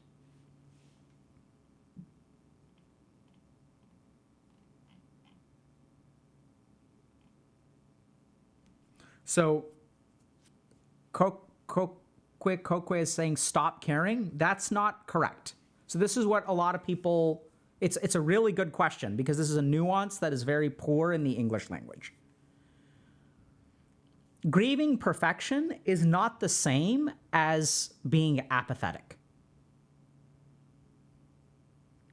Right? So like we're not saying stop caring entirely. We can still care, but our goal is not going to be perfection. Our goal is going to be doing the best that we can do. And if it's not perfect, because here's the problem. When something isn't going to be perfect, your efforts are insufficient. And if they're insufficient, there's no point in doing them. That's the fundamental problem of perfection. So we don't want to become apathetic. We don't want to say, screw it, I'm not going to do anything. That's going to lead to the same result, which is we're not going to act. We can either be paralyzed by perfection, or we can not act at all through apathy. So we don't want to stop caring. We want to care, but we want to acknowledge that we may not be able to succeed. We want to acknowledge that we may never achieve perfection. So I can still care. I should care. That's fine. But embrace that uncertainty, which is terrifying. Because here's the other thing that we do. We develop apathy as a protection against uncertainty. If I'm really attracted to someone and I want to ask them out and I'm afraid of being rejected, how can I protect myself from that rejection? I can just stop caring about them. I don't really care what they say. I can mentally check out from life, and then it doesn't hurt as much. So apathy is armor against failure, against rejection. And so what we have to do, we don't want to become apathetic. We want to embrace the possibility of hurt. We want to roll the dice. We want to take a chance. And something magical will happen when you actually do that. When you succeed, you're going to feel amazing. Because you know what? You weren't sure you were going to win. It's kind of like if you play a video game where you're activate God mode and you're playing PvP, there's no satisfaction in the victory. The most satisfaction comes when like the game is the closest and the possibility of losing is there. And then something else magical can happen is sometimes when we lose a game that's close, we actually don't feel bad about ourselves. Did we want to win the game? Sure, but you know what? We can be proud because we played one hell of a game. And we came so damn close. Let's queue up again. Let's go. And that's the way we should be living life. Y'all get that? It's not one failure and then it's like, oh my God, I'm never playing this game again. You can't stop on a win and you can't quit on a loss. We can do it in games, we just need to do it in life.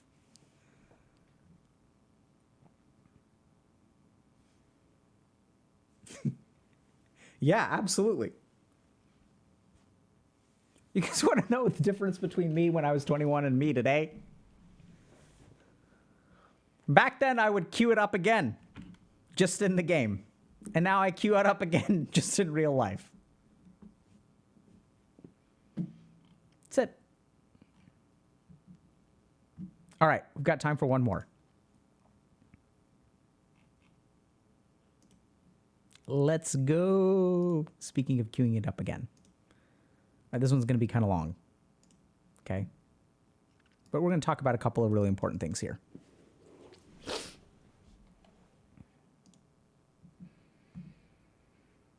Okay. Is psychological mental health subjective? Is everyone mentally ill but just doesn't know it? Is being mentally healthy and being a good person supposed to go hand in hand? All really great questions. Okay, there's going to be like kind of a wall of text here. Okay, so bear with me. It's worth reading though. Some people say that examples of true mental health are inner peace or healthy integration into some sort of community. Does it really not matter what kind of community or what inner peace is based on? Take, for example, conventionally extreme examples like condoning slavery or genocide.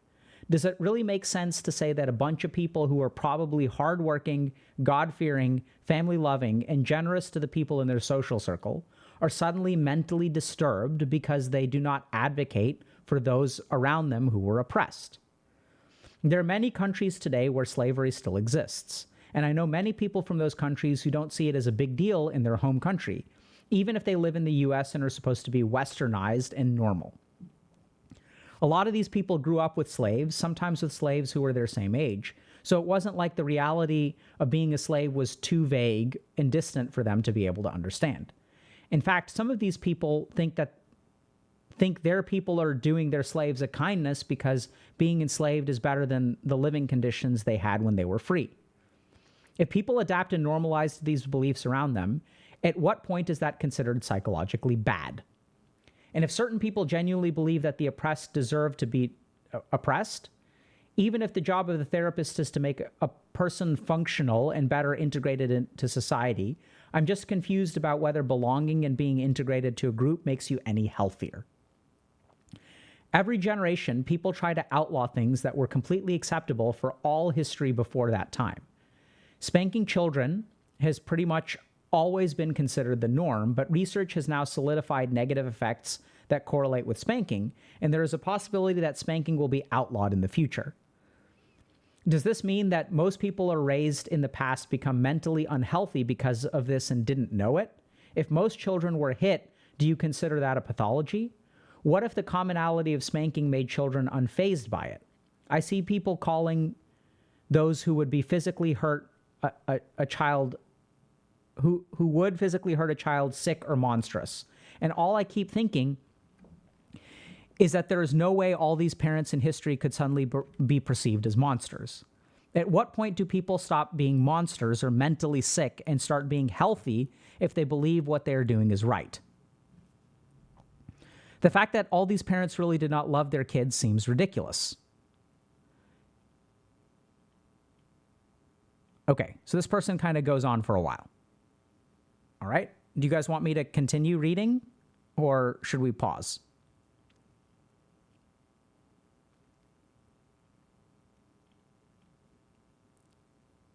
Okay. The duality of chat. All right, we're going to just finish reading, okay? Some people mention that children are actually people too, and you wouldn't hit the adults around if they did something you thought was wrong. This point makes it seem like parents have historically dehumanized children by default. Does that make those parents mentally unhealthy or ill or toxic? People adapt to all kinds of situations, and in some situations, people might function more optimally than in others. Parents often conclude that the fact that their children were well-adjusted in life means that they really loved and took care of their children and did what was best for them. Okay, people are saying finish. If I think society is terrible, then from my view, I would see these parents as obviously mentally sick for raising their children to become well-adjusted. I know older women in my family who were married and became pregnant at the ages as young as 11 or 12 to men much older than them. I know even more women who are not that old that didn't even know they were going to get married at all until right before their wedding day.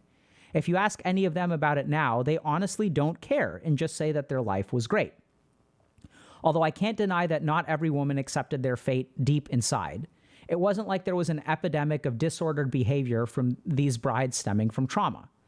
If society never taught them that child marriage was shameful, then do they ever become mentally unhealthy by being married so young? Can they really be so scarred by it now, even though they all genuinely seem so quote-unquote normal? How can it also be reasonable to suddenly vilify the men they married?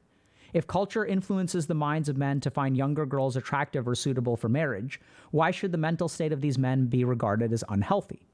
How can it be said that the families of the bride and groom are all simply sick? The image of frightened little girls and their monstrous husbands just seems so exaggerated to me from my experiences. Like, am I supposed to just suddenly view my grandfathers or uncles as evil?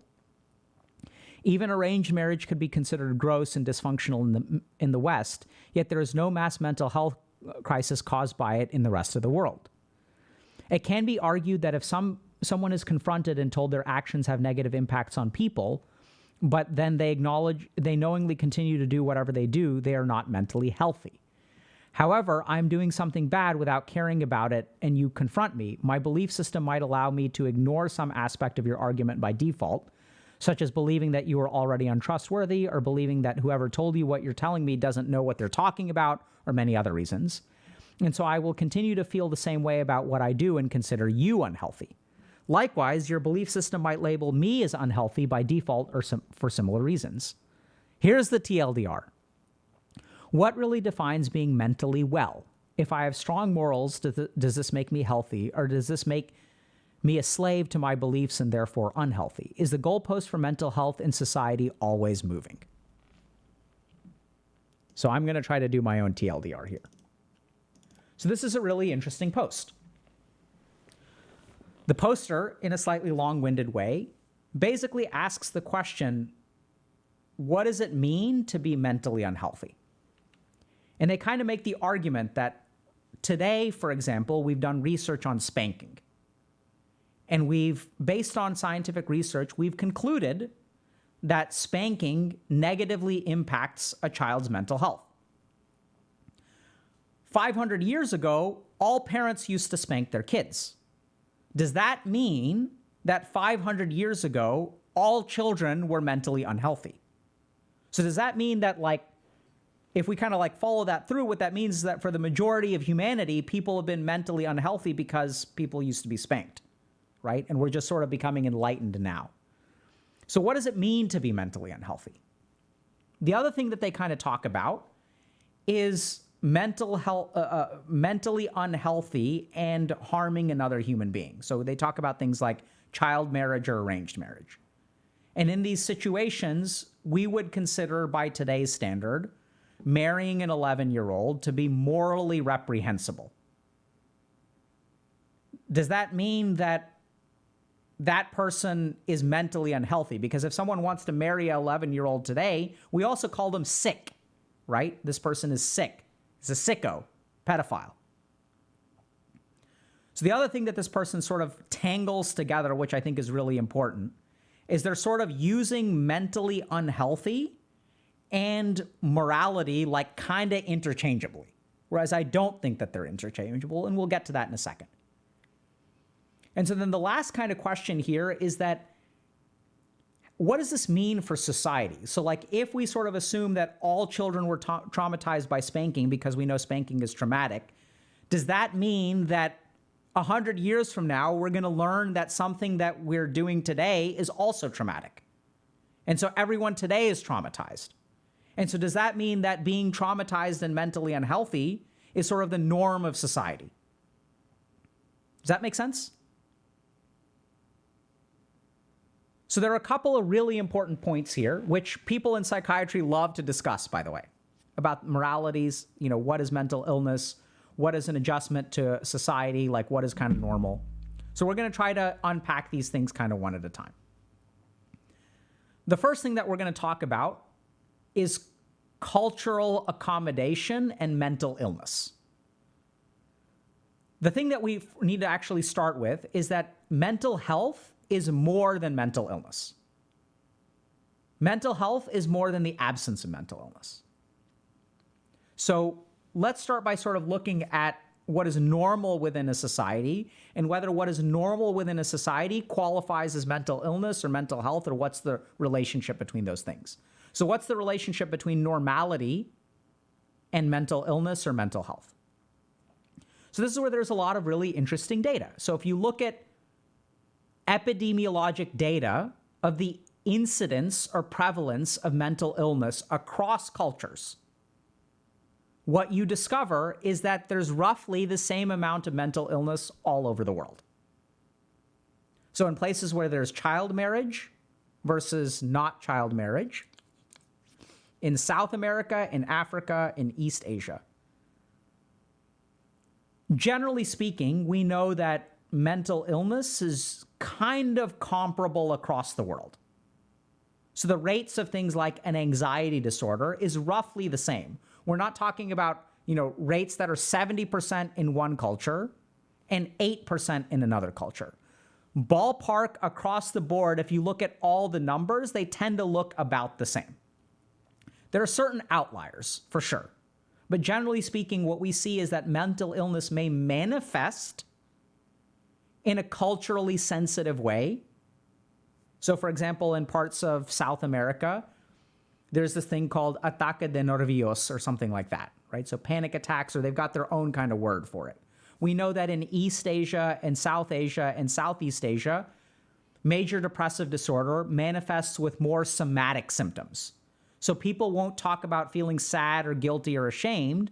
They'll talk about low energy levels, headaches, weird GI stuff. So the manifestation has a cultural context. But we know that epidemiologically, roughly, mental illness is the same across the board. So that's number one. Okay? So what is mental illness? Mental illness tends to be, the line that we draw is not cultural. It's not about whether you do arranged marriage or don't do arranged marriage. That's not a criteria for mental illness. The criteria for mental illness tends to be impairment of function. Okay?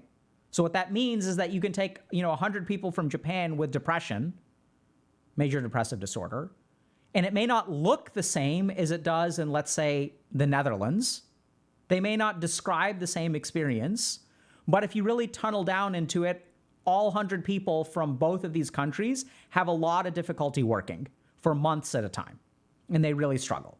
So there are some unifying factors. So there may be cultural manifestations of mental illness, and that's how culture sort of shapes mental illness, but that the mental illness process seems to be somewhat culturally independent. Now, the next question to kind of think about is, what is the relationship between morality and mental illness? Right? So there are some places where it's culturally appropriate and not considered immoral to marry a 12-year-old. And for the majority of the world, or maybe that, I think so anyway, maybe that statement is technically incorrect, but I do believe that that's correct. We consider an adult marrying a child an immoral act. Okay? So what's the deal there? Does that mean that all children are traumatized? Right? If we spank all of our kids 500 years ago, does that mean that they're traumatized? So the first thing that I'd like to say is that for too long, actually, I think one of the problems with understanding of mental health, mental illness, and psychiatry is that we've conflated morality with mental illness. Whereas if you really look at the data, the two are completely separate. So a good example of this is if you look at something like, school shooters. People will say school shooters are mentally ill. Now that could be true, but that bothers me a little bit as a psychiatrist. To blame some kind of act of violence against another human being on mental illness, I think is kind of like unfair and an incomplete oversimplification. Does that mean that they struggle with mental illness and they deserve some degree of compassion? Sure. But if you say that a school shooter is depressed, there are a lot of people out there who are depressed, who are not shooting anyone. Right? So the other thing is that you can have someone who struggles with mental illness and behaves immorally. And this is where, if you look at the epidemiologic data, the number of people who commit acts of violence as a direct consequence of pure mental illness is exceedingly small. So a good example of this is if you look at people with schizophrenia. So people have this perception that people with schizophrenia who are actively psychotic are more dangerous than other people. And that probably statistically is true, but the vast majority of people with schizophrenia who are actively psychotic don't hurt anyone. So there's a lot of misperception and stigma against people who are mentally ill. Now, this is where you may have people with diagnoses of mental illness who engage in violent behavior, but I don't think that that's necessarily due to the mental illness. Just as an example, so for example, like if I'm addicted to a substance like cocaine and I run out of money or heroin, and then I commit armed robbery and hurt someone, do I have a substance use disorder? Sure. Is it the substance use disorder that's causing the violence? That's where I'd say not really. Do I have cravings? Is it a factor at play? Yes. But there are a lot of people who have substance use disorders who are not hurting other people. So I think that you can have both mental illness, and the mental illness does not excuse moral or immoral behavior. Those are kind of like independent things. And there's a bunch of people out there who do struggle with mental illness who behave very morally all the time. In fact, that's the vast majority of people who have psychiatric diagnoses. So morality and like mental illness are kind of independent there. Do they intersect in some ways? Absolutely. This gets further complicated when we pathologize something like antisocial personality disorder or sociopathy. So this is where things get really interesting. Because when someone is a sociopath, they lack a fundamental compassion or empathy for other living organisms. They'll do things. So one of the diagnostic criteria, or one of the things that we'll assess is, like, for example, cruelty to animals during as a child. So you'll have a 7-year-old who will do things like, hurt animals, torture them. So that's like one of the diagnostic criteria for antisocial personality disorder. Now, when there's like a 7-year-old who's doing this kind of thing, I think it's fair to say that there isn't like a well-developed moral compass at that age, or that there's something that's going on independent of whatever moral compass the 7-year-old has. Because this is also something that's conserved across different cultures and across different moralities. We also know that you can do different kinds of interesting tests on sociopaths that signal that there's something different in their brain. My favorite example of this is that people who have sociopathy or antisocial personality disorder are less likely to empathically yawn. So I don't know if y'all know this, but if I yawn, even if it's a fake yawn, you'll feel like yawning, and you may even yawn. But for people with antisocial personality disorder, they don't actually yawn empathically. So there's something different in the brain. And so if I'm kind of immoral because I lack empathy, right? So now everyone's like, some people like I yawn. If it was a more genuine yawn, you would have yawned more. It was a fake yawn. And that's the interesting thing. So if we ask, like, what's the difference between a genuine yawn and a fake yawn? It's the empathic circuitry in your brain, which can tell that I was fake yawning. So it doesn't actually trigger the yawn response. Whereas if I was genuinely yawning, your empathic circuitry would pick that up and you'd be more likely to yawn. And when that circuitry is hampered in antisocial personality disorder, those people don't empathically yawn. So there does seem to be a biological component for people who are prone to cruelty to animals. So in that sense, do we call it their fault? Is this person immoral? So that's where we start to see an intersection between the pathologizing and what we would consider, generally speaking, immoral behavior. So there is some connection. So there's some connection there, but I generally speaking think of those two things as separate. And in fact, I think that society too often conflates those two. Another good example of this is, for a long time, we viewed addiction as a moral failing, right? Like we used to think like, oh, you just need to stop. You just can't stop, et cetera, et cetera, et cetera. We think about depression as like a moral failing or a weakness, like a lack of character. Whereas I think those conflations kind of need to be separated. We need to stop mingling morality with mental illness. We need to stop using mental illness as an excuse for immoral behavior. And we need to stop labeling people with mental illness as being immoral. The last thing that this person kind of asks about is like, okay, so like, what does it mean to be mentally healthy? Is that culturally dependent? Does that change? Could people be mentally healthy? How could, if spanking a child traumatizes a child, and 500 years ago all children were spanked, how were any of those children considered mentally healthy? Or were they all mentally unhealthy and we considered that normal? So this is where we're gonna draw on a different kind of perspective. So we've talked mostly about science and epidemiology thus far. This is where we turn to spirituality. So in the realm of spirituality, we've had people who have consistently told us across cultures and across time how to be mentally healthy. And they never talked about mental illness. They talked about things like contentment, peace, happiness. They didn't talk about an absence of emotional fluctuation. They didn't talk about never feeling afraid, never feeling angry, never feeling sad. What they talked about is contentment versus suffering. So I think that karmic religions, I'm probably biased, but I think this is where we get most of this stuff societally nowadays. I'm not saying that other people didn't voice the same thing from Judeo-Christian traditions, but I think these beliefs have been sort of best developed or most popularized for whatever reason by sort of the karmic traditions. So this is where like the people who essentially meditated, right? These are the yogis of ancient India and then Buddhism in East Asia and stuff like that, Buddha. And then we've got like, the Zen schools and stuff like that. And what they essentially discovered was how to be mentally healthy, which has sort of nothing to do with mental illness. How to find peace and contentment.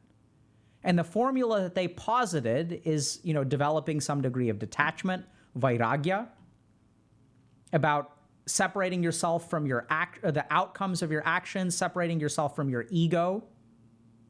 They discovered a lot of principles, which they said, if you follow these principles and if you meditate and if you do this stuff, you will be content in life. And the interesting thing is that this has been independently discovered as well. So I think the best example of this that I can think of is Viktor Frankl in Man's Search for Meaning. So this is a Jew who was in a concentration camp and essentially discovered some degree of like detachment and found peace, despite being in very negative circumstances. You could also say that this was discovered in some element by ancient Stoic philosophers from Greece, right? So that suggests that this pathway is true because it's been investigated and discovered by culturally isolated groups of human beings. And so when it comes to mental health and finding peace and contentment and happiness, I think this is the best answer. It's this path that these people were talking about. Whether you call it Stoic philosophy, whether you call it Man's Search for Meaning and Viktor Frankl, or you call it yoga and meditation.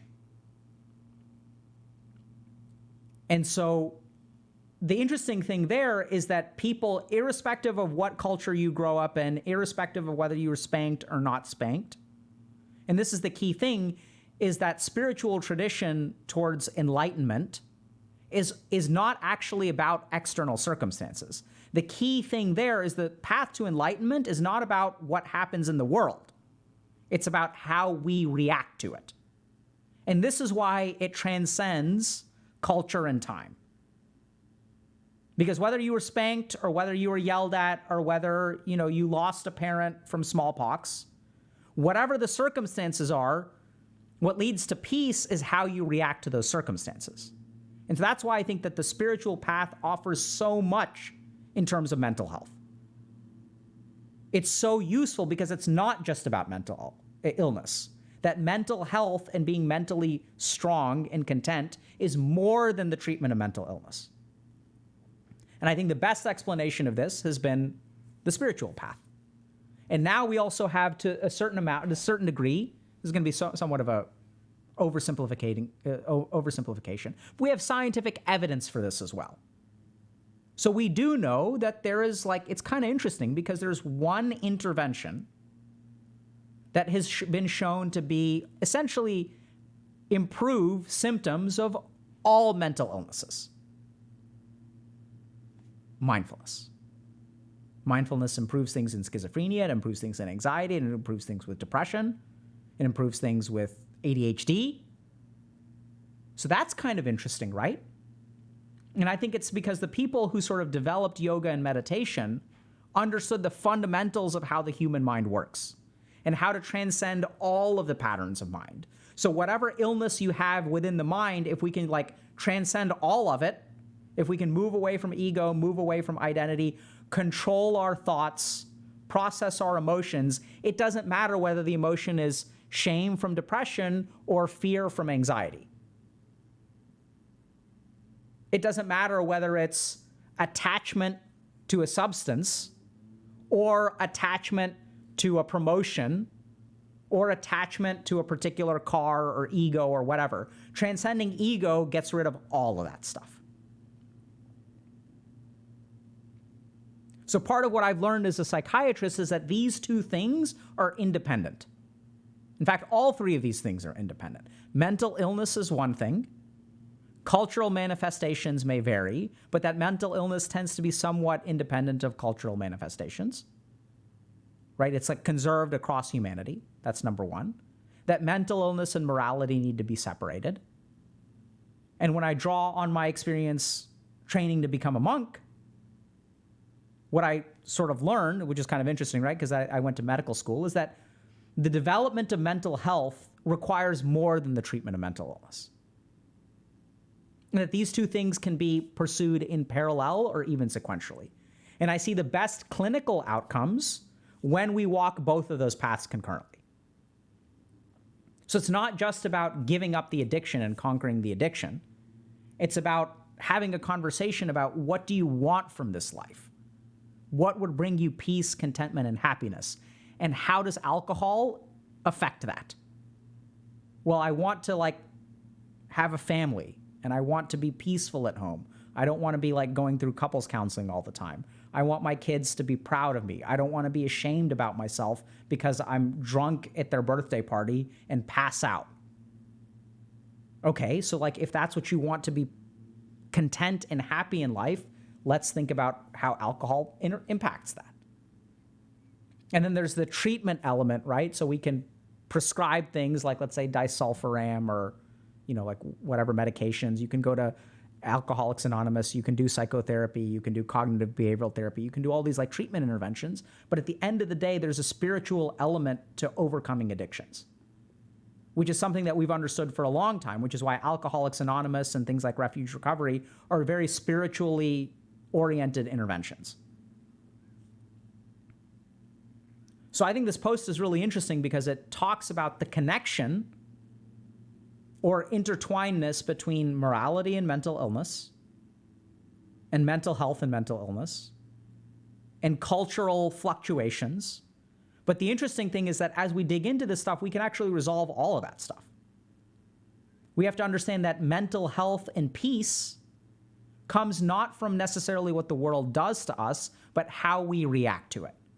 And so whatever a particular culture says doesn't matter. Whatever happens to you in a particular culture, in a sense, quote unquote, doesn't matter, because it's all about how you react to it. The Stoics believe this. Viktor Frankl figured this out, and the yogis have been saying it for 5,000 years.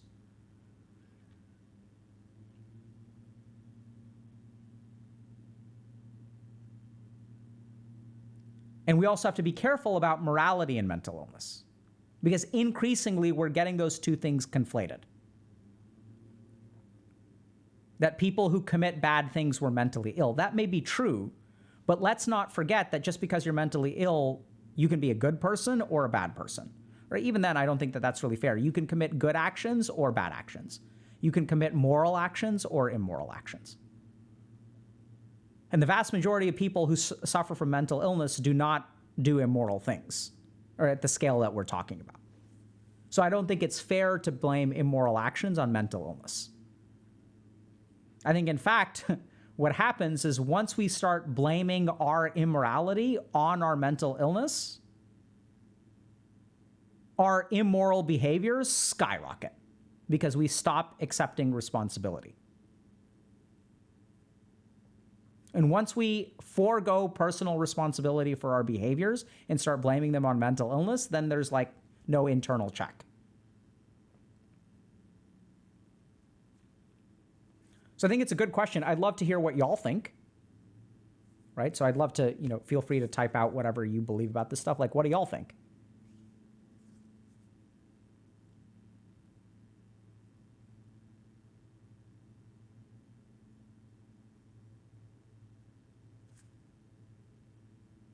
I've not read The Myth of Mental Illness, Foundations of Theory of Personal. I haven't read that book.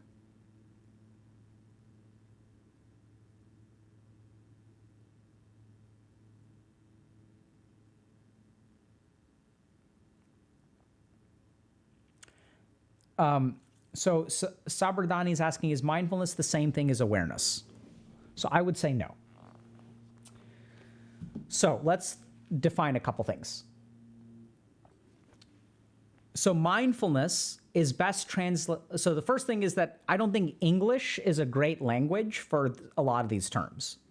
So in the same way that particular languages will have like a lot of different words and nuance when they understand a concept really well, right? So like people from northern climates will have a lot of different words for snow culturally. In the same way, Sanskrit has a lot of different nuance about states of mind. And English really doesn't, right? It's kind of like, a simple example is, anyways, so it doesn't. So what does mindfulness mean? So mindfulness in Sanskrit is sakshi bhav. So sakshi bhav means witnessing attitude.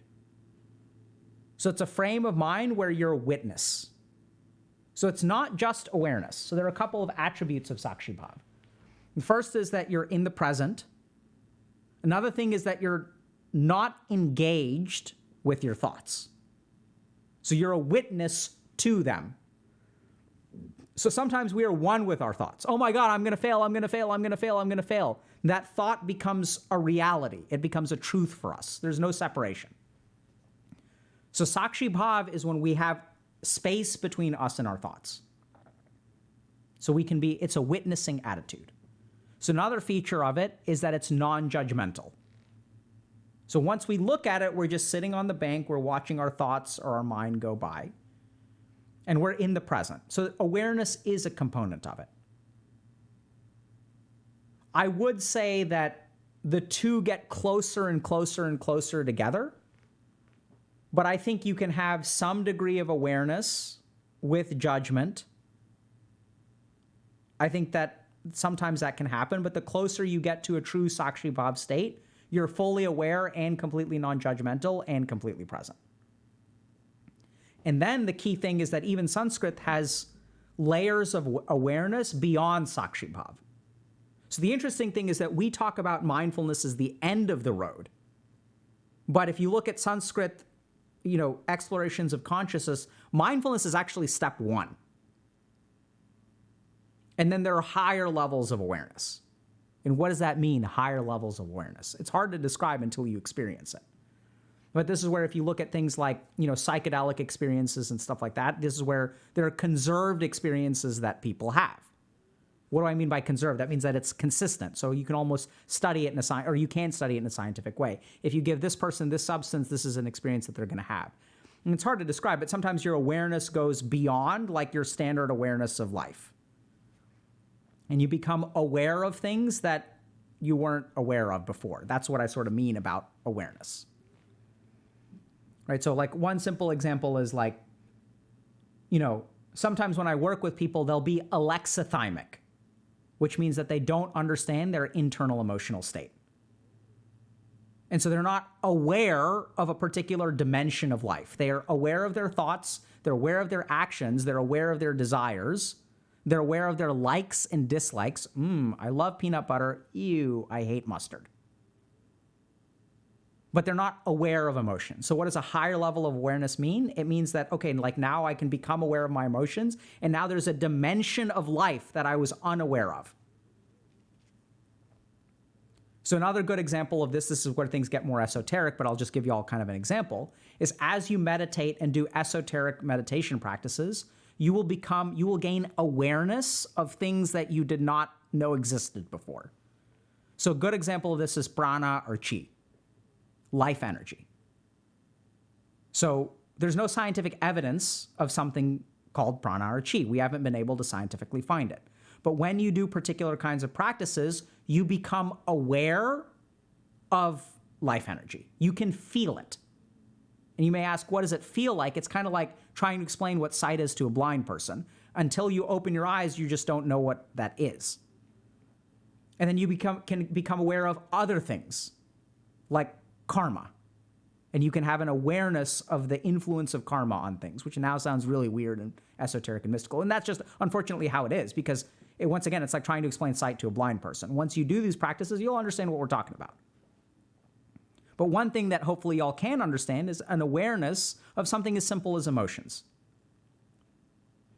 And so when we talk about higher levels of awareness, what these yogis did is they started to realize, okay, first comes awareness of thoughts, then comes awareness of emotions, then comes awareness of things like samskars, which are subconscious psychological complexes. And then they became aware of things like prana, and they could feel it.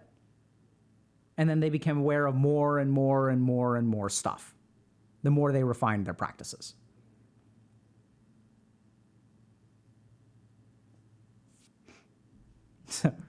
Talith is saying totally not a cult. So let's be clear about a couple of things. My role is that of an educator. And one of the things that I've learned as an educator is sometimes you should share perspectives, even if you can't prove them. And I'll give you all a simple reason why. So we all agree now that mindfulness is useful, right?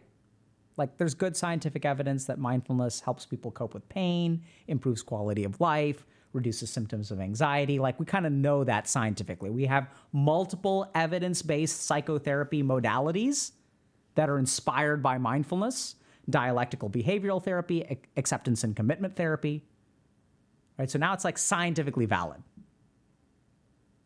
So here's the question. Did meditation help with all of that stuff 100 years ago? Before we had any scientific verification of the value of meditation, did it have value? Well, yeah, obviously, right? So people were meditating, like those benefits are the benefits. And so this is where we've got to be kind of careful about science. Because especially when it comes to spirituality and meditation, science is way behind meditation. Science is just starting to catch up. Science has this term mindfulness. Science doesn't even differentiate between different kinds of meditation. I'm not saying it's overrated. I'm saying that it has its shortcomings.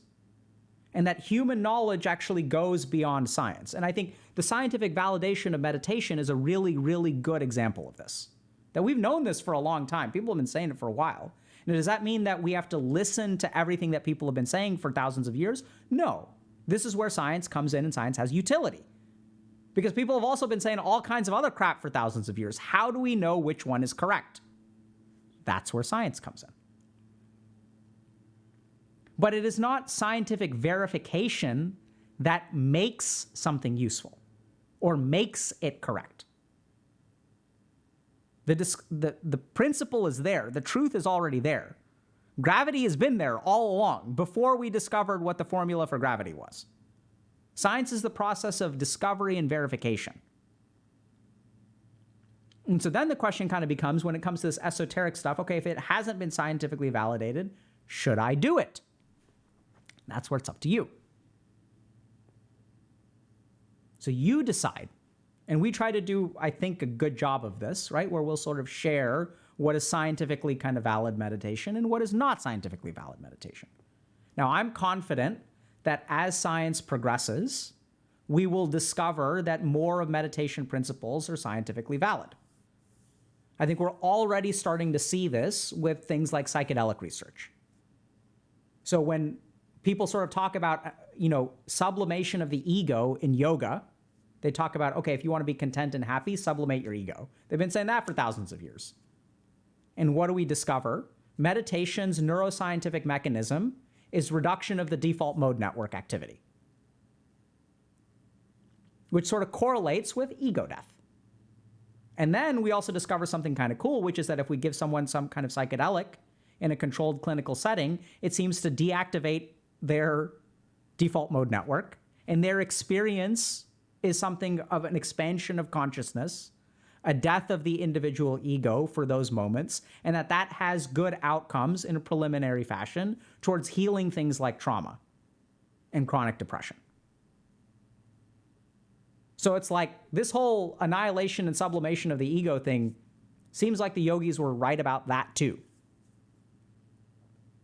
And so you have to decide your own personal threshold of how much you want to trust this source. And it's your choice, right? I don't think there's a right or wrong answer. That's where we all have to decide how much faith we want to have in things that science hasn't proven yet.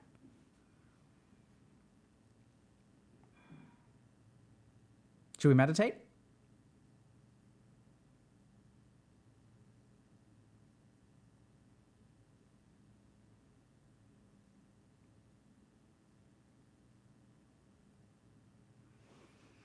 Do you have an example of something that yogis were wrong about? Sure, tons. Let me just think for a second. So I'll give you all an example. So like, yogis didn't just exist thousands of years ago. They still exist today. And so there will be some yogis who will make particular medical claims. I'm not going to name names. But for example, one very popular yogi has made the claim that pranayama or particular breath practices can cure all diseases, can cure people of cancer, stage 4 cancer or whatever. I do not think that that is correct.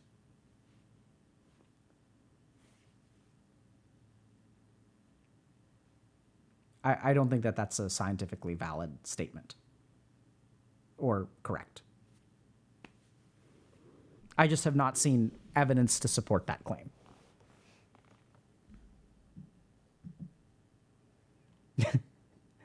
So what I like about this is chat is supplying lots of names.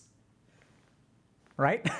Chat is like, are you talking about this person? Are you talking about this person? Are you talking about this person? And I think what we can learn from that, right? So people are saying, is it Baba Ramdev? Is it Yogi Adityanath? Is it Wim Hof? Is it this person? Like, so that's my point, is that there are a lot of people out there saying all kinds of stuff. And that's where personally, like, I'm a skeptic. Like, I didn't believe any of this stuff until I started meditating. And then it's like kind of weird once you have like an experience. Like I had one singular experience, for example, and ever since that experience, I can feel prana. And it's weird. It's like I just could never feel that before. And then for the longest time, I was like, wait, could I really not feel this before? Or did I just not notice? Like, what the hell is going on? I just feel something that I had never felt before, and now I can feel it all the time. It's weird. It's just weird. I don't even know how to explain it.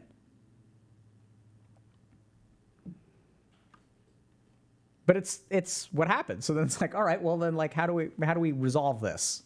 Okay, so like I can kind of believe this, but do I want to start making clinical recommendations based on personal experiences in meditation? And that's where, no, I don't want to.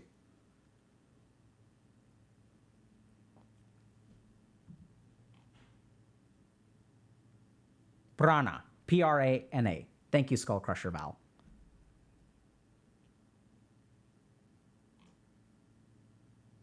Okay.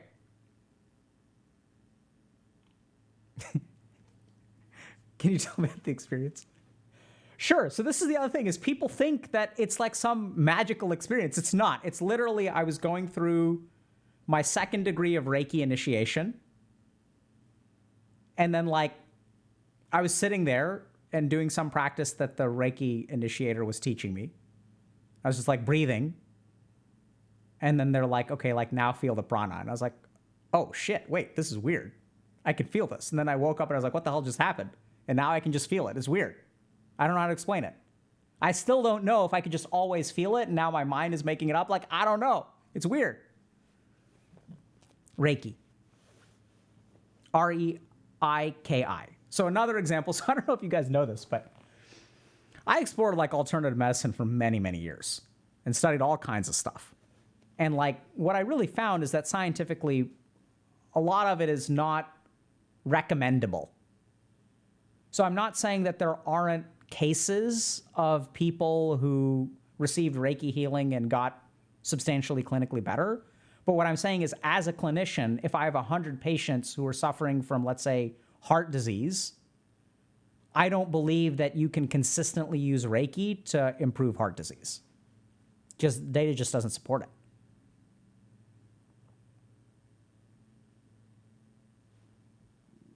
Right? So like, I went through like a flower healing course. I went through a crystal healing course.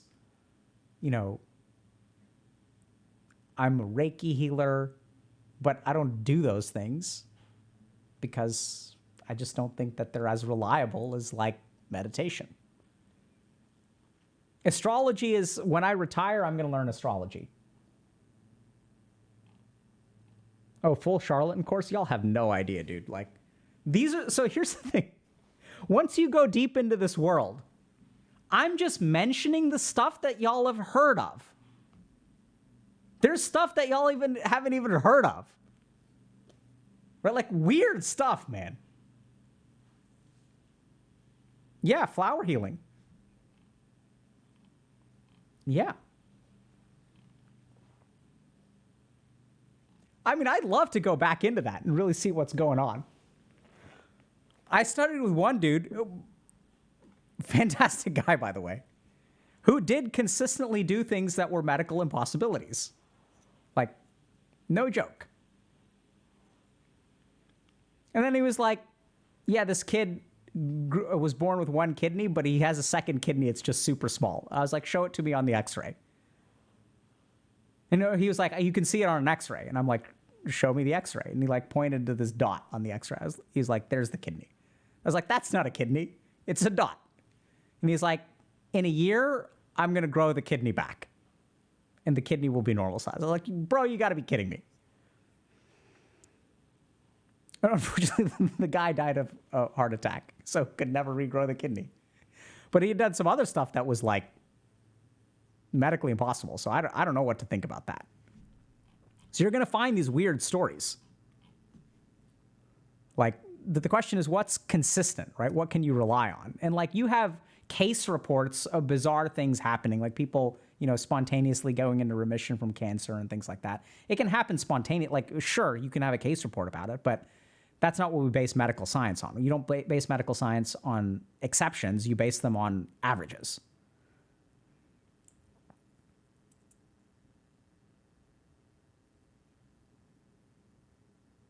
All right.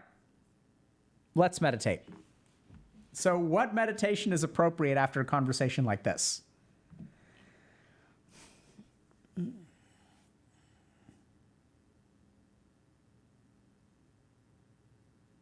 All right, you guys want an esoteric meditation? I'll give y'all an esoteric meditation. Ain't gonna be easy.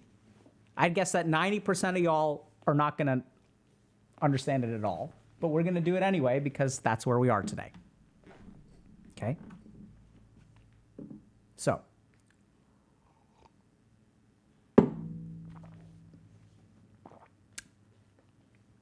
I'm trying to think about how to explain this.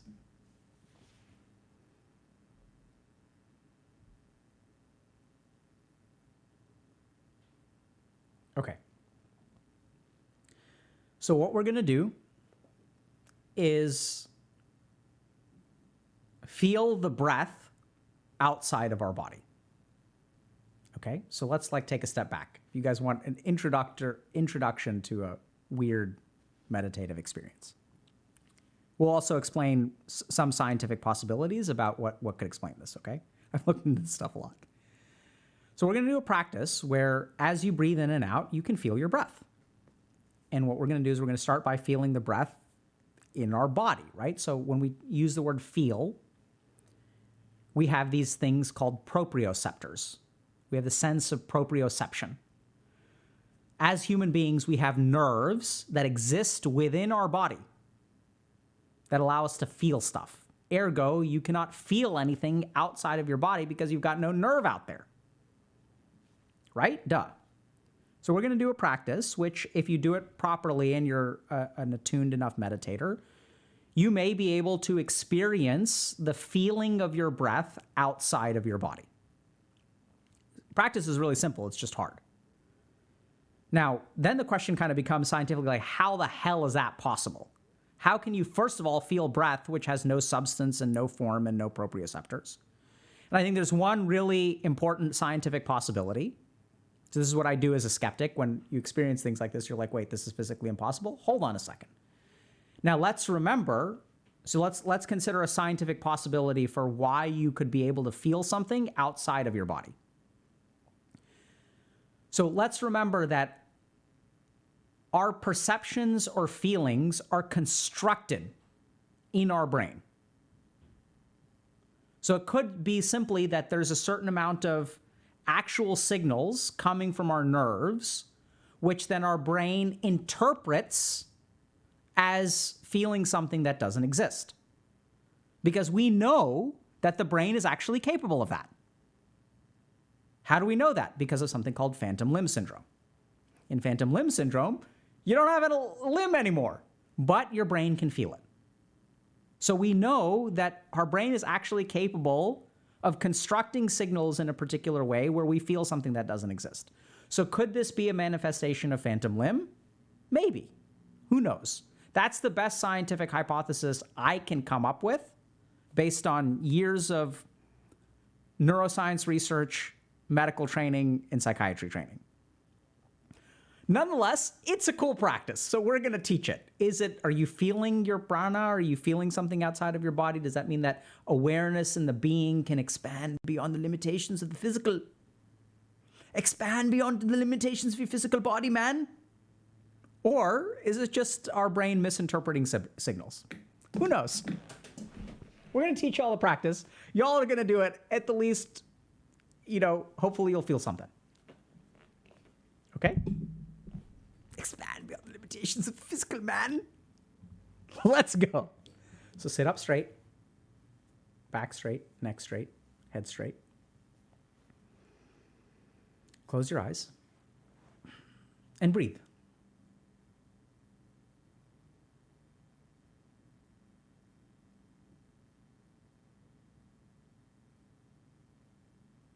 And take a few moments just to center ourselves. Notice the energy in your mind. Let yourself calm down.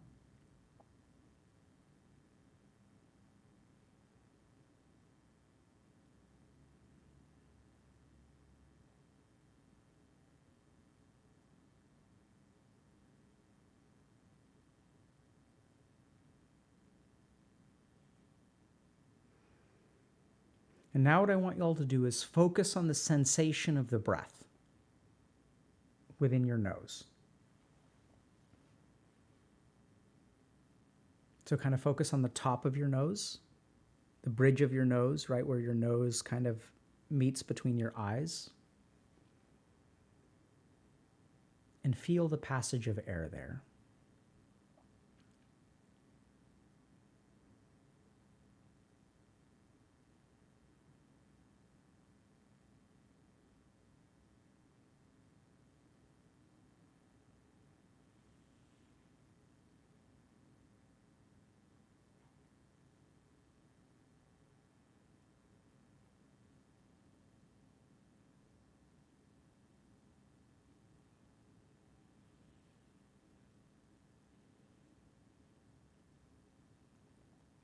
And now we're going to move a little bit further down our nose. Go to the bridge of your nose, kind of right in the middle, and feel the passage of air.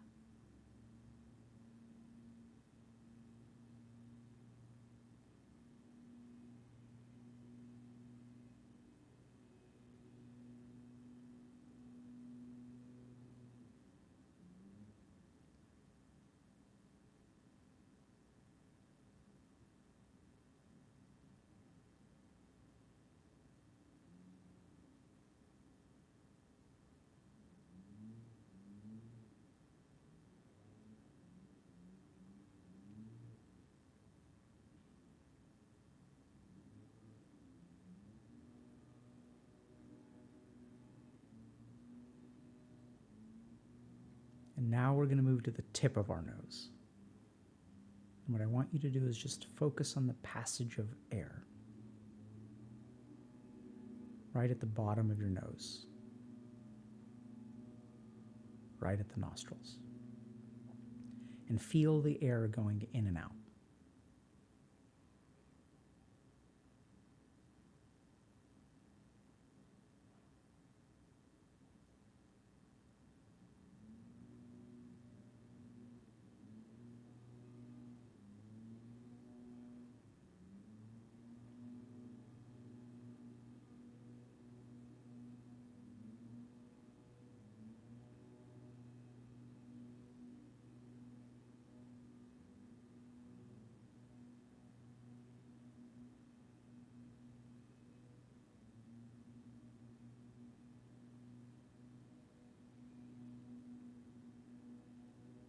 And now I want y'all to shift you pay attention, you'll notice that when you feel the passage of air, you can focus on the nose itself, but there's almost a perception of breath itself. That what you're feeling is not the nostril, but the column of air in the middle that's moving in and out. So zero into that for a moment.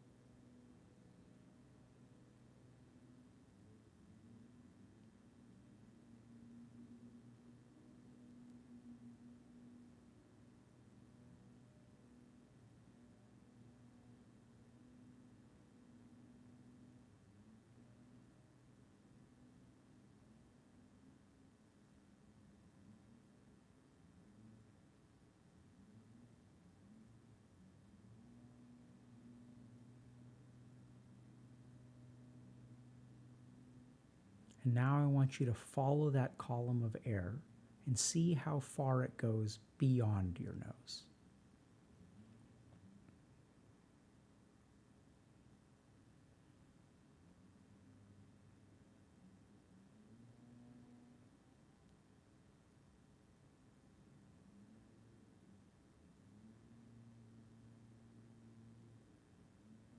Follow it as it puffs out.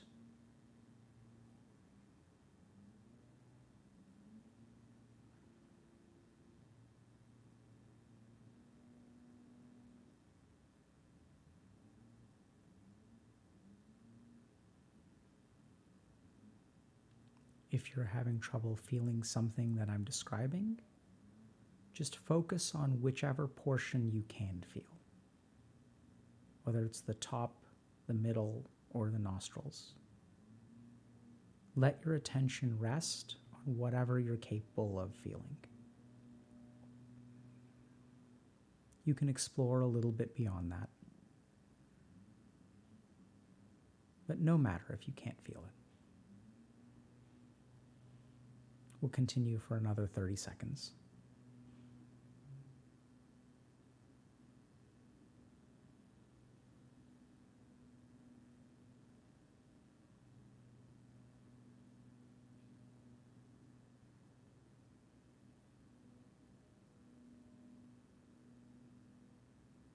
Now go ahead and come back.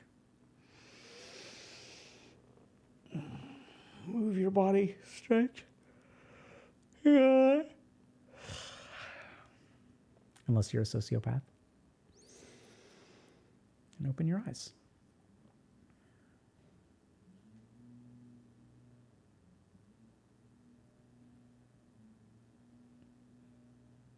So people saying, I can only visualize it. We're not trying to visualize. We're trying to feel. It's okay to visualize. There's nothing wrong with that, but that's not the goal. Like I said, this is a more advanced technique. Like you really need a high level of awareness. Once again, if you want to be skeptical about it, you can say you need a high level of suggestibility. Right? So Sasquatchus123 is saying, felt good, but I didn't get past the nostrils. That's totally fine. So the good news about some of these esoteric techniques is that we still get the scientific benefits of cortisol reduction, lower respiratory rate, all that kind of stuff. So that's what's like kind of neat about it, is if you get the weird esoteric stuff, cool. If not, we can at least rely on the fact that you're engaging in a mindfulness practice, which will help you in some way.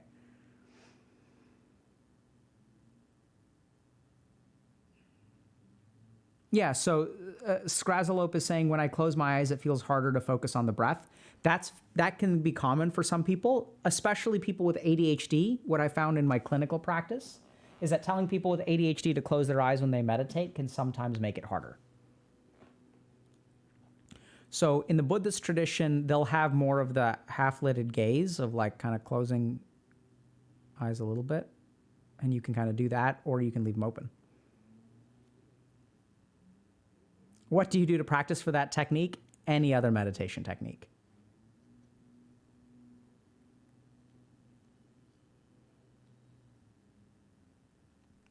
Obanya is saying maybe all the esoteric stuff is just to trick people into getting the normal benefits anyway. That seems logical, but the truth is it's the opposite. So remember, the normal benefits of meditation is actually enlightenment in the esoteric stuff. The side effects of meditation is the clinical stuff. If you look at the tradition, right, Buddha didn't say, hey, y'all should meditate so that it reduces your anxiety by 15 to 30%. He said you should meditate for an enlightenment, and anxiety will get better as a side effect.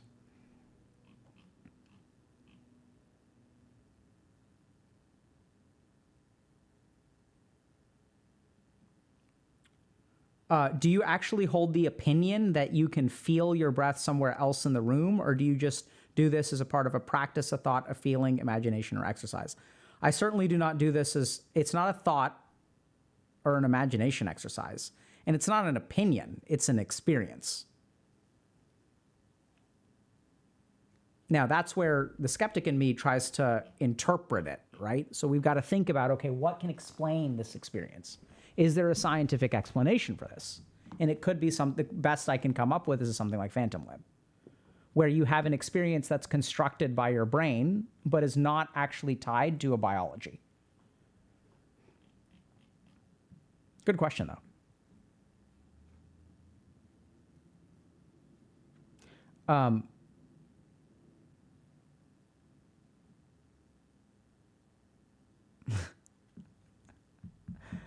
Okay, Veragrum, okay, who are we rating, by the way? Let's figure that out first, and then we'll answer one more question. All great questions. You know, we got to do a meditation retreat at some point. Oh, someone's saying I felt it. Cool. Yeah, it's weird, man. It's weird. Who are you rating?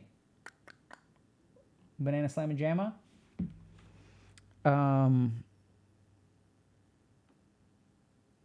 Who rating Trump's house? That's hilarious.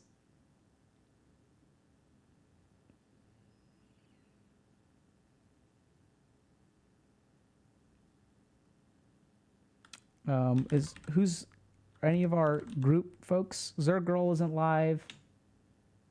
We rated Ashrock's Smirky. Nope.